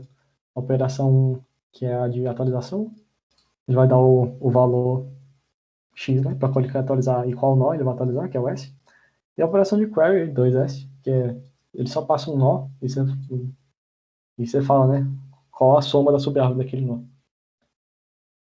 E aí, bom, acho que no desenho vai ficar bom de ver. Eu fiz essa árvore aqui simplesinho mesmo. Coloquei 1, 2, 3, 4, 5, 6, uma numeração genérica aqui para os nós da árvore. Ele fala que o nó 1 tá na raiz, né? Então, basicamente, esse aqui é a nossa raiz. Mas a numeração não importa, né? Ele pode ter uma numeração qualquer. Você só precisa admitir que o 1 é a raiz e começar dele. Mas, bom, como eu falei, vou tentar dar uma explicada na query primeiro, né? Bom, eu vou ter duas operações. A primeira vai ser de update, então vamos supor, eu quero atualizar, vai ser uma operação 1, eu quero atualizar o 2 para, sei lá, 5. Então aqui não vai ser mais 2, né? Agora aqui vai ser 5. Essa é a primeira operação na árvore. E aí, qual é a segunda operação, né? Vamos supor que a segunda operação ele vai me dar um S somente. Então vamos supor que é o 2. E aí eu vou ter que dar a soma da subárvore. Então essa aqui é a subárvore do 2, né? É ele e todos os filhos dele. E aí vamos supor que, sei lá, o vetor de valores era, sei lá, 1, 5, 7, 9, 10. Opa, 12. Esse aqui suponha que esse aqui é o nosso vetor, né? Então esse aqui é o valor do nó 1, esse aqui é o valor do nó 2, 3, 4, 5, 6. E aí, repara, né? Qual é a soma do 2 até do 2, do 4 e do 5, né? Vai ser esse aqui, o 5, mais o 9, mais o 10. Então, é isso que ele quer na questão, né? Ele quer que a gente retorne 24, que seria a soma do 10 mais 9 mais 5. Se eu fizer uma operação do tipo 2, né? Passando o 2. Bom, espero que tenha ficado claro a questão. É só isso mesmo. A gente vai só fazer uma atualização na árvore. E aí... Eita, até acabou meu conteúdo dizer aqui. Ok. Bom, o que a gente vai fazer, né? Para ajudar a gente nessa questão. A gente vai usar o Euler Tool. E aí, como é que é o Euler Tool, né? O Euler Tool é basicamente uma DFS. E aí, nessa DFS, a gente vai contar o tempo em que a gente entrou e que a gente saiu de um certo nó. Esse problema ele é um pouco mais fácil, ele não vai usar o tempo de saída, né? Que seria o nosso T-out. Ele vai só usar o tempo de entrada. Então, vocês vão ver que vai ser uma coisa bem simples mesmo. Eu vou até fazer a DFS aqui no gráfico, para vocês entenderem como é que vai funcionar. Mas bom, a gente sempre começa da raiz, né? A DFS normal. Vai ser um código de DFS normal, para quem conhece DFS. Vai ser aquela mesma estrutura mesmo, de percorrer uma árvore. Só que a gente vai fazer algumas coisinhas a mais, que é basicamente contar esse tempo de entrada, né? Que é o TI. E aí, bom, eu vou armazenar os vértices à medida que a gente vai entrando neles, nesse vetor aqui de baixo. E aí vocês vão ver que esse vetor aqui vai ser uma representação da árvore achatada, né? Então, a árvore normalmente é uma estrutura nas duas dimensões, né? Então, você não tem essa linearidade, né, que a gente tinha antes. Você tem coisas saindo também, né, para outra dimensão. Então, às vezes pode parecer complicado, né? Como é que eu vou representar isso como vetor? Mas vocês vão ver que o Euler Tool consegue fazer isso bem. E esse aqui vai ser meio que uma representação 1D da árvore, né? Vai ser uma árvore num vetor mesmo. E aí, como vocês sabem, no vetor a gente consegue aplicar symmetry, então as coisas ficam mais fáceis, né? Utilizando essa abordagem. Mas bom, beleza. Eu vou começar do DFS e eu vou começar do vértice 1. E aí, o 1, ele é o primeiro vértice que eu visitei. Então, eu vou querer adicionar 1 aqui no nosso vetorzinho. E aí, beleza, eu vou para o próximo vértice, né? Na DFS eu percorro os filhos. E eu percorro primeiro o primeiro filho, né? E eu só percorro o segundo quando eu acabar de percorrer todo mundo que estava aqui, né? Nessa recursão. Então, essa é a DFS, né? Diferente da PFS, que ele vai percorrer os filhos igualmente, né? Aqui a gente vai primeiro olhar toda essa recursão aqui antes de entrar para cá. Mas bom, vou entrar para o segundo filho. E aí pode ver que segundo filho é o segundo vértice que a gente visitou, né? Então, a gente está meio que percorrendo esse caminho aqui. E aí, do segundo, eu vou pro filho dele, que é o 4. E aí, o 4 não tem mais filho, né? Então, a gente volta pro 2. A gente já entrou no 2, então o 2 já tá aqui na nossa fila, ele não vai entrar de novo, não, porque a gente tá só contando o tempo de entrada mesmo, então é uma coisa bem simples que a gente vai fazer. E aí, do 2 a gente vai pro 5, né? Então, o 5 é o próximo filho a ser visitado. E aí, o 5 sobe, o 2 não tem mais filho, do 2 sobe pro 1 de volta. E aí, do 1 vai pro 3, né? Então, agora o 3 foi visitado. E aí, do 3 vai pro 6. O 6 vai ser visitado também. E aí, sobe tudo de novo, acaba a recursão, né? Esse caminho aqui que a gente fez é basicamente uma DFS normal mesmo. Sem muito mistério. A gente está só contando e armazenando aqui nesse vetor. Bom, qual é o tempo de entrada, né? Qual foi a ordem que os vértices foram visitados. E aí, beleza. O que vocês precisam reparar agora? Vocês precisam reparar que nessa estrutura aqui, eu consigo saber uma subárvore. E eu vou afirmar para vocês que uma subárvore nesse vetor vai ser um intervalo contínuo. Vai ser só um segmento desse vetor. Então, se eu quiser achar uma subárvore dessa árvore aqui, eu vou só pegar um pedacinho do vetor aqui, ó. E esse pedacinho vai representar toda a subárvore. Independente da numeração que eu colocar aqui. Então, olhando só esse método de entrada, né? Então, vou dar um exemplo para vocês aqui, que é basicamente a nossa própria query que a gente estava fazendo, né? Que é a query do 2. Então, a nossa query vai ser 2, né? Do tipo 2, eu quero passar o S como 2. Então, eu quero a soma dessa subárvore. E repara, essa subárvore aqui, ela tem 3 filhos, né? Então, ela tem tamanho 3. Eu também consigo achar isso aqui na DFS. Eu posso até mostrar no código depois. Mas, basicamente, ela tem tamanho 3. Então, o que eu vou fazer? Eu vou olhar para o 2 e eu vou mover 3 menos 1, que é tipo o size menos 1, né? Para frente. Então, aqui é 3, eu vou mover 2 para frente. Então, vai parar aqui no 5. E repara que esse segmento aqui representa a subárvore. Como eu falei, né? A subárvore vai ser um pedacinho do vetor, né? Então, esse pedacinho é justamente o tamanho da subárvore, né? Isso faz sentido, né? Eu preciso olhar pelo menos o tamanho da subárvore para frente para encontrar essa subárvore. E aí, olha que interessante, né? Essa subárvore 2 é justamente esse segmento contínuo aqui, né? E aí, por que é contínuo? Dá para perceber que é contínuo porque a gente só sai dessa DFS aqui, dessa recursão, quando a gente realmente visita tudo que está aqui embaixo. Então, a gente só sobe para um de volta quando está tudo visitado. E aí dá para perceber que, bom, eu visitei isso de uma forma contínua, né? Contígua. Não tem nada que é fora dessa subárvore que eu visitei aqui no meio.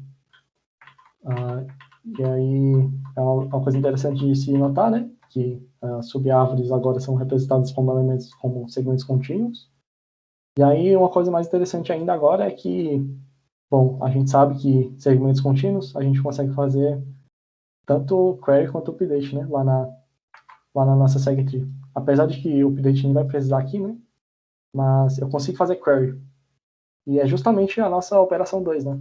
A nossa operação 2 é saber a soma de uma subárvore inteira. A gente vai basicamente vir aqui e pegar a soma desse segmento. Isso vai retornar para a gente a soma da subárvore. E aí, claro, né, a operação 2 agora parece fácil com esse vetor, e a operação 1 parece mais fácil ainda, porque é só uma operação de atualização normal, né? Não segue aqui. Então, se eu quero atualizar o valor do vértice 2, eu venho aqui e mudo, né? Sem muito mistério. Bom, acho que eu criei uma mini confusão aqui, porque eu estou usando, na verdade, o valor do nó, né? A indexação do nó. Na verdade, aqui vai ter os valores dos nós, né? Então, aqui em vez de 2, vai ter o val do 2. Então, vai ter o valor do nó 2, né? Aí agora sim a query faz sentido, né? Porque eu não estou fazendo query da soma dos índices, né? Eu estou fazendo query da soma dos valores dos nós. Então, na verdade, eu monto esse vetor com esses valores mesmo. E eu só preciso saber onde cada valor está e saber o tamanho da subárvore também. Esse tamanho, né, que eu comentei, esse size, ele é fácil de achar no DFS. Acho que é uma coisa muito clássica de fazer com a DFS. É só achar é só retornar recursivamente, né, quando nós tem para cima. Deixa eu olhar as perguntas, que eu acho que tem muita gente falando. Esse processo não vai demandar N mais log N. Qual processo exatamente? Você fala o update ou a query? Ou montar a Euler Tool, né? Ou montar a DFS? Qual das três você está falando? O processo completo de montar a Euler Tool e depois somar os índices do vetor que a gente criou para poder descobrir qual que é a soma da subárvore. O montar a DFS, ela é linear, então ela é O de N mesmo. E para cada operação, a gente vai resolver ela em log N. Então, é isso aí que você falou mesmo. A complexidade total é N log N. Isso passa porque N mais log N, né? Isso passa porque o N é 2 vezes 10 a quinta. Então, basicamente, a nossa complexidade ela é linear, mas aqui a gente vai ter um Q multiplicando aqui também, né? Seria esse aqui, né? Esse aqui vai ser a nossa complexidade final. O linear para montar o Euler Tool, e isso daqui que é Q vezes o número de operações, né, que a gente vai fazer, vezes a complexidade da operação. Então, como o Q aqui é 10 a quinta, 2 vezes 10 a quinta também, essa complexidade vai ser Q log N. A abordagem naive, né, gulosa, seria basicamente para cada Q desse, eu vou fazer uma operação linear, né, que é percorrer a árvore e realmente ir somando de um em um cada um dessas sub-árvores. E dá para ver que O de Q vezes N não passa, né, porque Q vezes N é um valor alto. Mas essa complexidade aqui passa, porque agora a gente não está fazendo a operação em O de N, né? A gente está fazendo a operação em log N. Eu entendi direito sua pergunta, eu respondi? Como é que tá aí? Respondeu sim, é porque eu achei que com o processo sendo log N mais log N, eu achei que não fosse passar. Mas é porque eu não tava lembrando do tamanho das entradas. Obrigada, Thiago. Justo, beleza, top.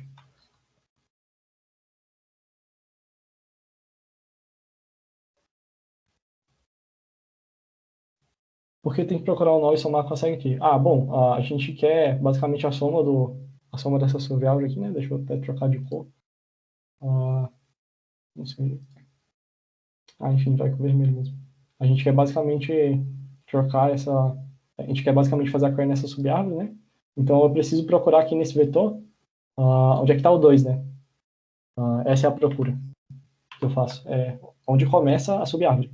Onde começa esse intervalo.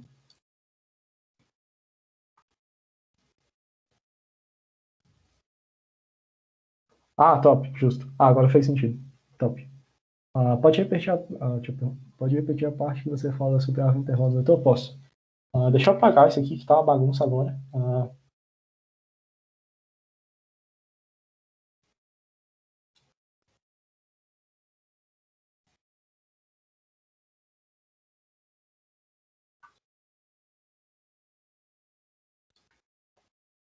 Bom,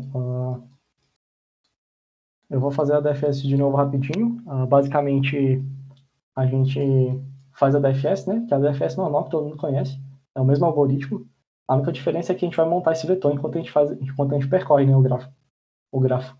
Então, a árvore, né? Aqui a gente começa com 1, né? Que é o nosso primeiro índice que a gente percorre. A gente vai para o 2. Aí do 2 a gente vai para o 4. Do 4 a gente sobe, desce para o 5. Então, eu estou armazenando aqui nesse vetor a primeira ocorrência de cada um dos vértices, né? Então, a primeira vez que eu visitei ele, de fato, que é o nosso tempo de entrada. E aí, descendo aqui, eu visito 3, depois eu visito 6. E aí, beleza. O que eu tinha falado? A nossa premissa, né, é que eu vou ter um vetor, e aí, se eu quiser uma subárvore desse vetor, né, essa subárvore ela vai estar representada um elemento contínuo, né? Então, vão ser elementos contínuos. Os elementos da minha subárvore vão estar em posições adjacentes. Não vai ter nenhum elemento que não é da subárvore que vai estar aqui no meio. E aí, uma tentativa uma intuição, né, do porquê que isso acontece. Ora, eu não posso ter o 3 aqui no meio desse segmento da subárvore, né? Por que eu não posso ter o trace? Porque o trace está em outra subárvore, está em outra recursão. Eu só vou entrar no trace, essa é a ideia da DFS mesmo, né? Eu só vou entrar no trace quando eu sair do 2. Então, eu entro e saio do 2. Quando eu entro e saio, eu vou percorrer todos os fios que estão nele. Essa é a ideia da recursão, né? Eu tenho que percorrer tudo para depois sair dele. E aí, só depois que eu saio que eu consigo visitar outras subárvores. Então, essa é a ideia, basicamente, do porquê que todos os segmentos de uma mesma subárvore vão estar juntinhos, né? Vão estar juntos lá no vetor, no nosso vetor que a gente gerou. E pode reparar que também funciona aqui para o 3, né? O 3, a subárvore do 3 é essa aqui, é o 3, 6. E aí pode ver que eles estão juntinhos também. Isso vai funcionar para todas as subárvores. Essa ideia escala, né? Para todas as subárvores possíveis. Deu para entender mais ou menos por que a subárvore é um intervalo do vetor? O Guilherme que fez a pergunta.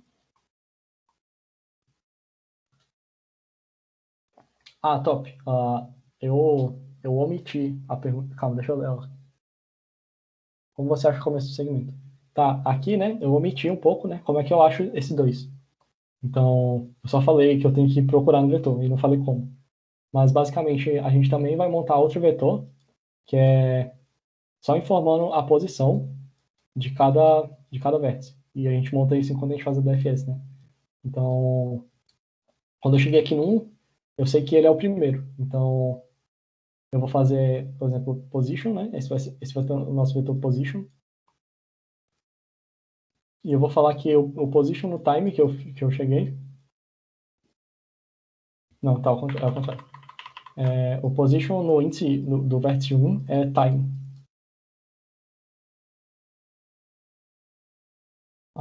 Esse aqui é o nosso vetor position, né? Esse aqui é o nosso vetor, sei lá, Euler.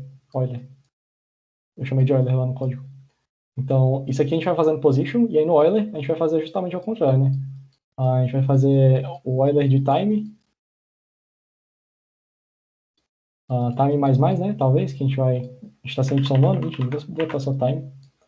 O Euler do time vai ser o U. Então, aqui, nesse primeiro, eu estou basicamente falando, olha, no tempo 0, que é o primeiro vértice, né, que a gente visitou, eu visitei o U. Mas aí, em qual tempo eu visitei o U? Eu visitei o U no tempo time. Então, no position U, eu visitei o U, né? A gente monta esse vetor auxiliar aqui, que é basicamente, ele te dá, esse time vai ser a posição no vetor Euler. Então, eu quero saber onde é que começa o 2. Eu vou fazer position 2. E aí, esse aqui agora vai ser o índice no vetor Euler. Então, eu posso fazer Euler do position 2. E aí, isso aqui vai me retornar esse elemento aqui. Ficou claro como é que faz isso? Eu vou mostrar o código, acho que vai ficar claro a implementação. Mas a ideia é só ter um outro vetor auxiliar também. E, eita, a gente já tá atrasadinho. Então, acho que eu vou só passar por cima das duas próximas questões, mas acho que eu vou querer mostrar o código dessa, porque essa é uma questão interessante. Deixa eu só... CSS.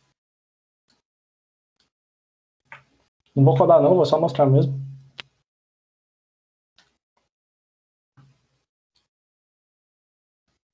Bom, eu separo em duas partes aqui, né? Aqui a gente vai usar a segtree. Então, vocês podem ver que é só a segtree normal mesmo. Inclusive, eu peguei a primeira segtree que a gente usou, que é a segtree do exercício A. Vocês podem ver que a soma não está nem modularizada, a gente nem fez a função merge aqui. Eu só inicializei aqui os parâmetros, essa é a única diferença. Mas, bom, é aquela mesma segtree, a mais básica, a mais simplona mesmo. E aqui está o nosso Euler né? Então, como eu disse, aqui nesse vetor eu armazenei o tamanho da subárvore. Então, a gente vai ver que eu sempre inicializo com 1. Então, por dizer que aquela subárvore contém aquele próprio vértice. E aí eu somo recursivo, né? Então, aqui no tamanho da subárvore, eu somo com o tamanho da subárvore dos filhos. Aí eu vou ter o tamanho da subárvore daquele vértice. Então, isso aqui retorna o tamanho da subárvore. E aqui nesses 3 passos, eu basicamente monto aquelas duas coisas que eu falei, né? Eu monto o Euler, vetor Euler, e monto o vetor position. E É só isso, é uma DFS normal. A maior parte aqui é montando só o tamanho da subárvore. O Euler Tool é só isso aqui mesmo. E aí, basicamente, né, esse Euler vai ser a nossa árvore vetorizada, né? A nossa árvore num vetor, em 1D, e não em 2D, né? E aí, claro que agora eu consigo aplicar, né, essa ideia. Aqui esse value é o valor do nó mesmo. Então, só para eu jogar isso aqui nessa Tree, eu rodo a DFS do Euler Tool lá, que eu falei. Jogo esses valores que eu recebi do Euler Tool na SegTree, dou um build e aí usa normal as queries e os updates. Então aqui basicamente o update eu dou update no position S, né, que é o que eu falei aqui. Acho que eu apaguei, mas enfim, a gente usa esse vetor position para fazer a implementação. E a mesma coisa aqui, né? Aqui a gente quer fazer a query do position S até o position S mais o tamanho da subtree menos 1.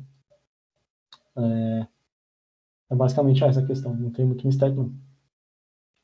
E aí é uma questão legal de fazer. Acho que eu passei mais tempo explicando o Euler Tour do que esse SegTree em si, mas acho que foi uma ideia interessante de mostrar porque é uma forma de fazer a SegTree ficar usável, né, num problema de árvore.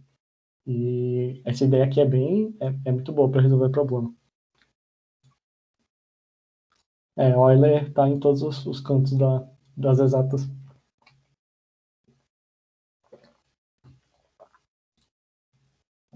Bom, enfim. Acho que tinha mais algumas coisas que eu queria falar aqui, mas acho que eu vou pular porque nosso tempo está acabando e eu quero mostrar rapidinho as próximas questões. Então, a nossa próxima questão ela é uma questão da Nacional de 2019, que é Geometria mais Laser Propagation.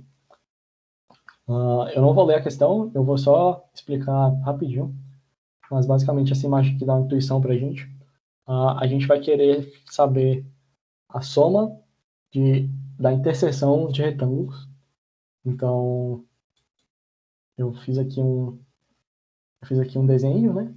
Imagina que tem vários retângulos e a gente quer saber a soma das áreas. Então, vai ser tipo a soma disso aqui, isso aqui, tipo a área total, né? A área da união das formas. A gente quer basicamente saber essa soma, né? A soma dessa área. E aí, bom, enfim, como é que a gente aborda um problema desse, né? De forma eficiente? Lá no problema os limites são muito grandes. Então, enfim, eu estou resumindo bastante o problema. O problema original mesmo, para quem tiver força de resolver. Vocês vão ver que ainda tem a busca binária lá, mas aqui eu estou resumindo só na interseção de retângulo. Então, o que vai acontecer? A gente vai usar um algoritmo chamado sweepline de geometria, e é basicamente uma linha, e a gente percorre essa linha através dos retângulos. E aí, o que acontece, né? Tem uma forma, óbvio, algorítmica de fazer isso, você não vai literalmente percorrer uma linha você não vai simular, né, uma linha sendo percorrida aqui, porque também é pouco eficiente, mas a gente vai ver que tem uns passos, né, então a gente começa aqui, aí vem para cá, que são basicamente as mudanças, né, desses segmentos. Mas enfim, isso é uma explicação mais de geometria mesmo, eu vou deixar mais para lá. Finge que é só uma linha passando.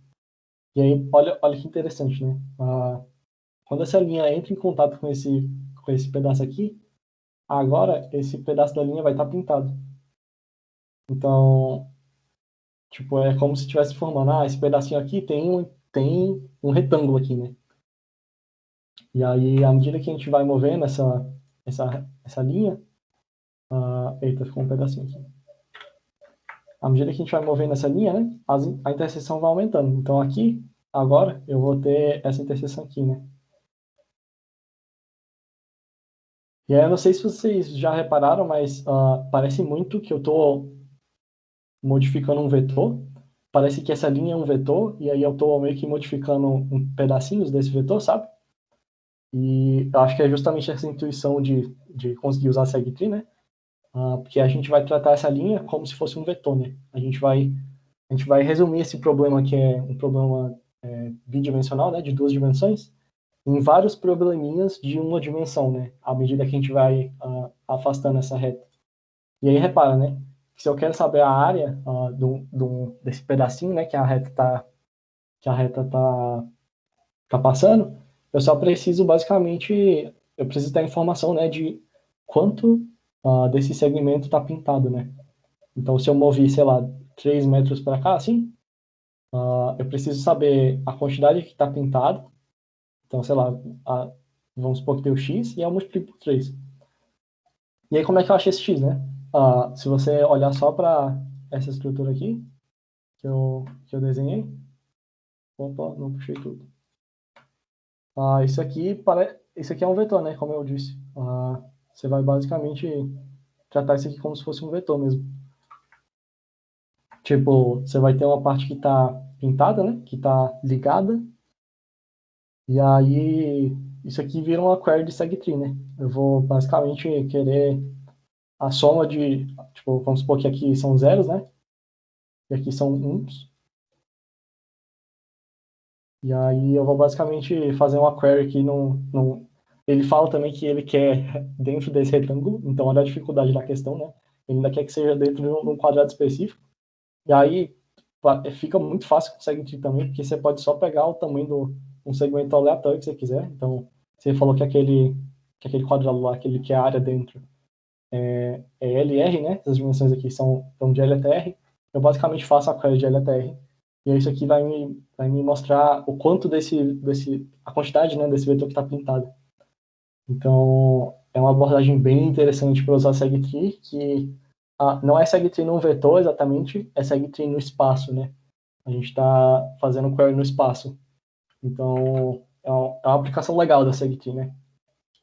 Eu resumi muita coisa aqui, tipo, vocês vão ver que quando a gente está lidando com espaço, a gente tem que usar a segtree, ou a gente comprime os valores, ou a gente usa a segtree implícita, que a gente não calcula exatamente um vetor, né? A gente não faz a árvore em cima de um vetor, a gente só faz a árvore e a gente adiciona vértices à medida que a gente precisa.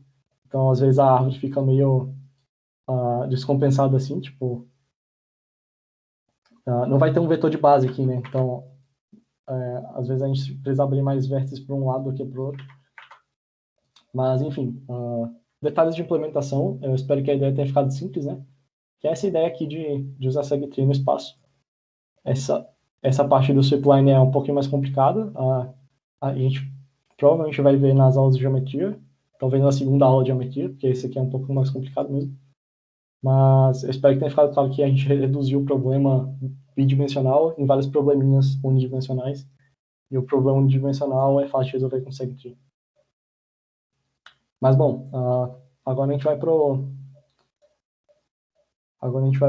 Esse problema é mais complicado para quem for resolver, né? Como eu disse, ainda tem uma busca binária aí que eu abstraí, né? Que eu nem falei dela.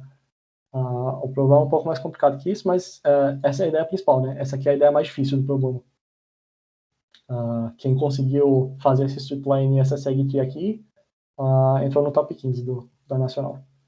Então, dá para ver que o nível da questão é alto, né?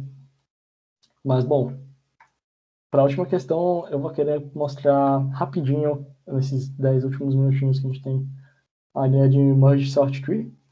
Então, eu preparei uns slidezinhos aqui embaixo.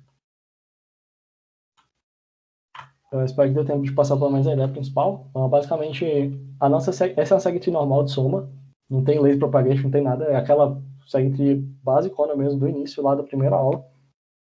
E aí aqui a gente tem valores das somas, né? Então, aqui a gente tem a soma desse segmento 0,7. Então, a gente tem um único valor. O que a gente vai querer fazer agora?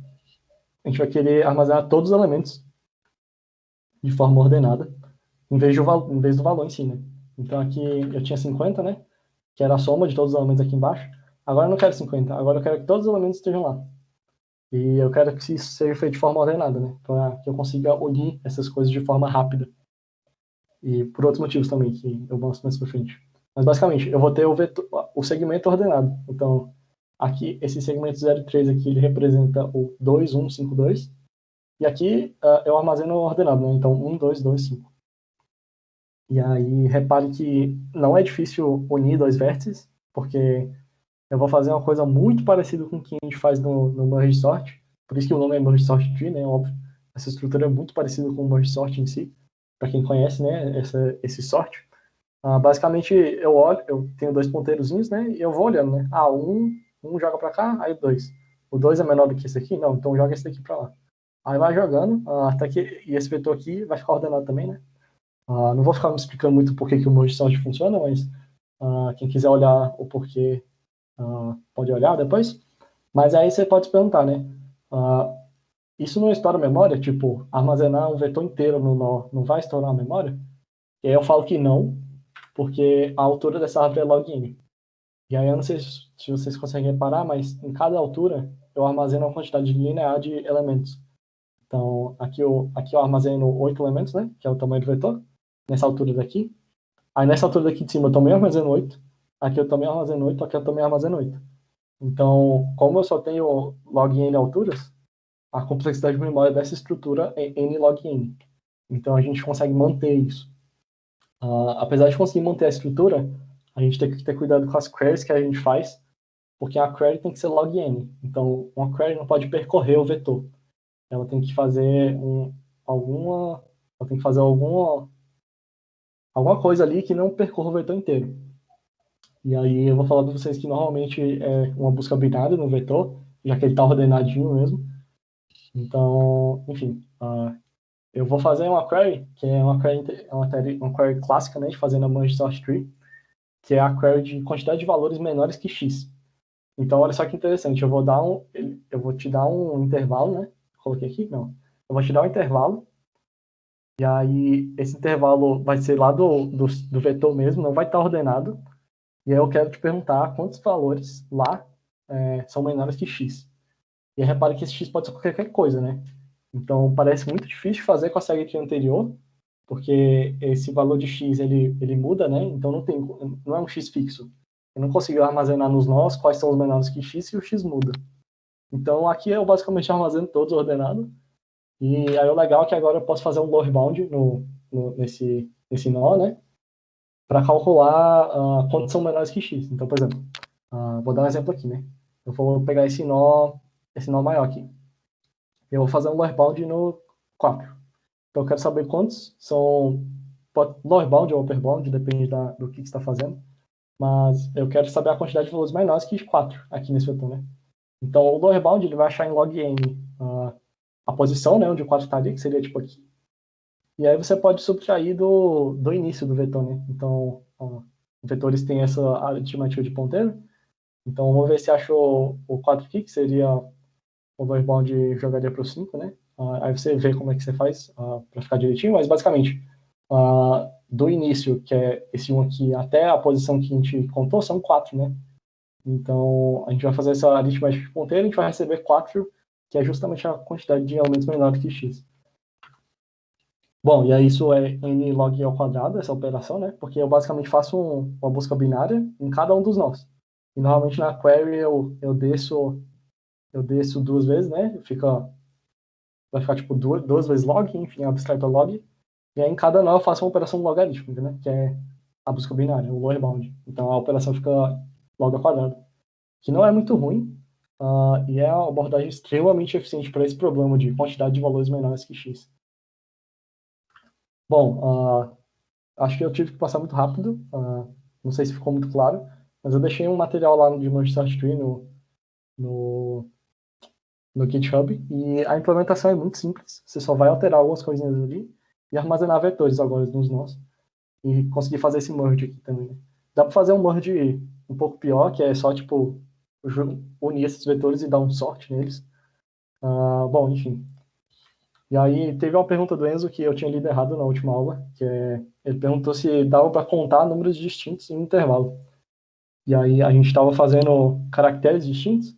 Pensei que eu tinha falado caractere, enfim, me confundi. Mas respondendo agora a pergunta, né? Se a quantidade de números for pequena, dá para usar aquela mesma abordagem, usando bit set. Porque, tipo, a gente tinha 26 caracteres, agora a gente tem, sei lá, 30 números diferentes, não vai fazer muita diferença, dá para usar a mesma abordagem. Mas se forem muitos números distintos, a solução é com merge sort tree. E eu deixei o link aqui, eu vou até mandar no chat aí para quem quiser.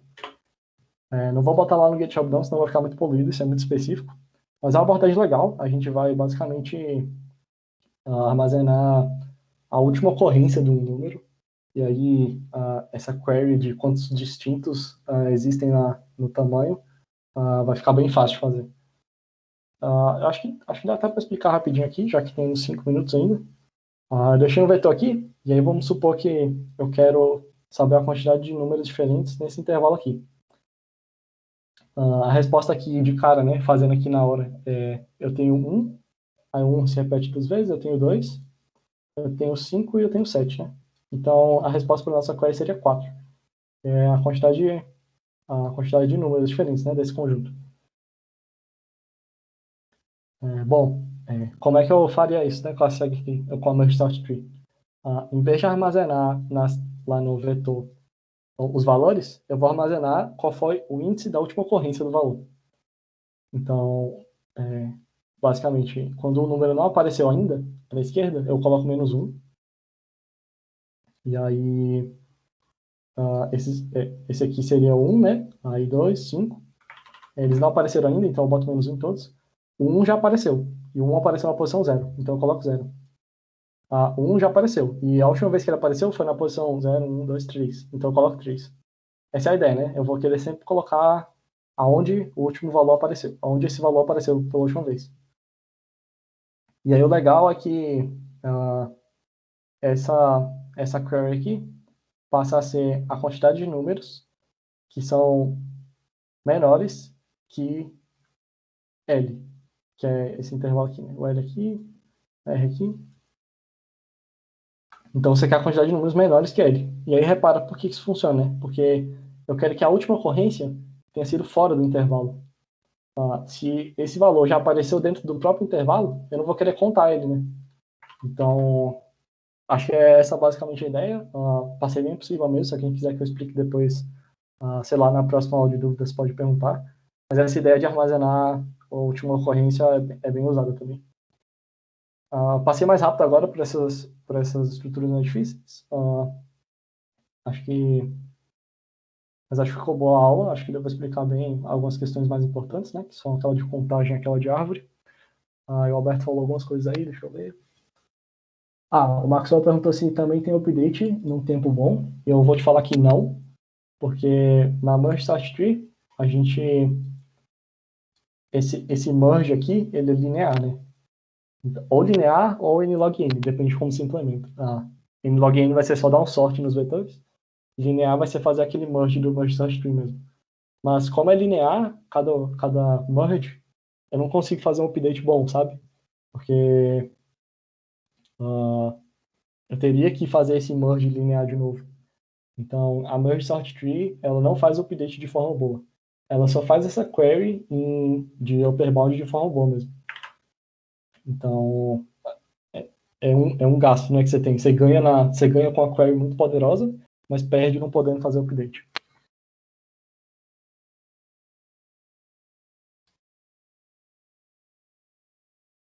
O Alberto tinha respondido, né? Talvez eu fazer o casal com de 7, mas não precisei codar. Enfim, é isso aí. Bom, acabamos aqui nos últimos 1 minuto da aula. Se alguém quiser tirar alguma dúvida, pode tirar aí agora. Bom, a gente acaba as aulas de SegTree agora. Essa foi a segunda aula, né? A última aula do conteúdo. E na próxima semana a gente vai ter a aula de dúvidas, né? Então, quem quiser tirar dúvida de alguma questão que apareceu aqui, ou então alguma dúvida em geral, ou dos outros conteúdos. Enfim, é um dia mais de descanso mesmo. Para quem quiser tirar dúvida pode aparecer, mas é isso. Muito obrigado por assistirem. Espero que vocês tenham entendido mais ou menos o conteúdo. E é isso aí. O Alberto tem alguma coisa para falar? Acho que só. Bom, depois da aula de dúvidas, né, a ideia seria fazer uma maratona. E, bom, dia primeiro acho que não vai dar, por 2 motivos, né? Primeiro que são 5 horas na maratona. Tem as aulas das outras turmas, eu acho que alguns de vocês vão estar trabalhando, né, nessas turmas. E segundo motivo, tem a Google Code Jam também, né? O Odyssey. Mas, então, aí eu tava pensando em jogar para dia 2. E, claro, quem não puder fazer a dia 2 pode fazer antes, né? Na sexta, na quinta, sei lá, quando der, né? E aí eu também tava pensando em, pelo menos pra esse primeiro maratona, ao invés de vocês montarem os times aí, a gente botar aleatório. pro povo se conhecer, né? Porque assim, quando é presencial, aí, pô, você conhece o povo, né? Conhece as pessoas que sentam do seu lado. Então, às vezes, você, sei lá, tá indo pra casa, aí o cara pega, a pessoa pega o mesmo ônibus que você, sei lá. Você acaba conhecendo, né? E no online não tem esse contato. Então, eu tava pensando nessa primeira maratona, botar times aleatórios mesmo. Se tiver, vocês já tiverem time, mano. E vocês conhecerem o povo e tal, trocarem uma ideia. Enfim, era só pra falar isso. E aí, dia 2, né? Maratona. A gente ainda vai escolher qual. A gente vai pegar uma pronta, né? Porque fazer dá muito trabalho. Então a gente vai escolher uma pronta aí que tem um nível legal pra vocês e é isso. Então já marquem aí dia 2. E aí depois, provavelmente talvez na próxima aula, a gente já. Se o povo gostar, né? Da ideia de mudar, de botar os times aleatórios, a gente já sorteia, né? Os times. Mas é isso.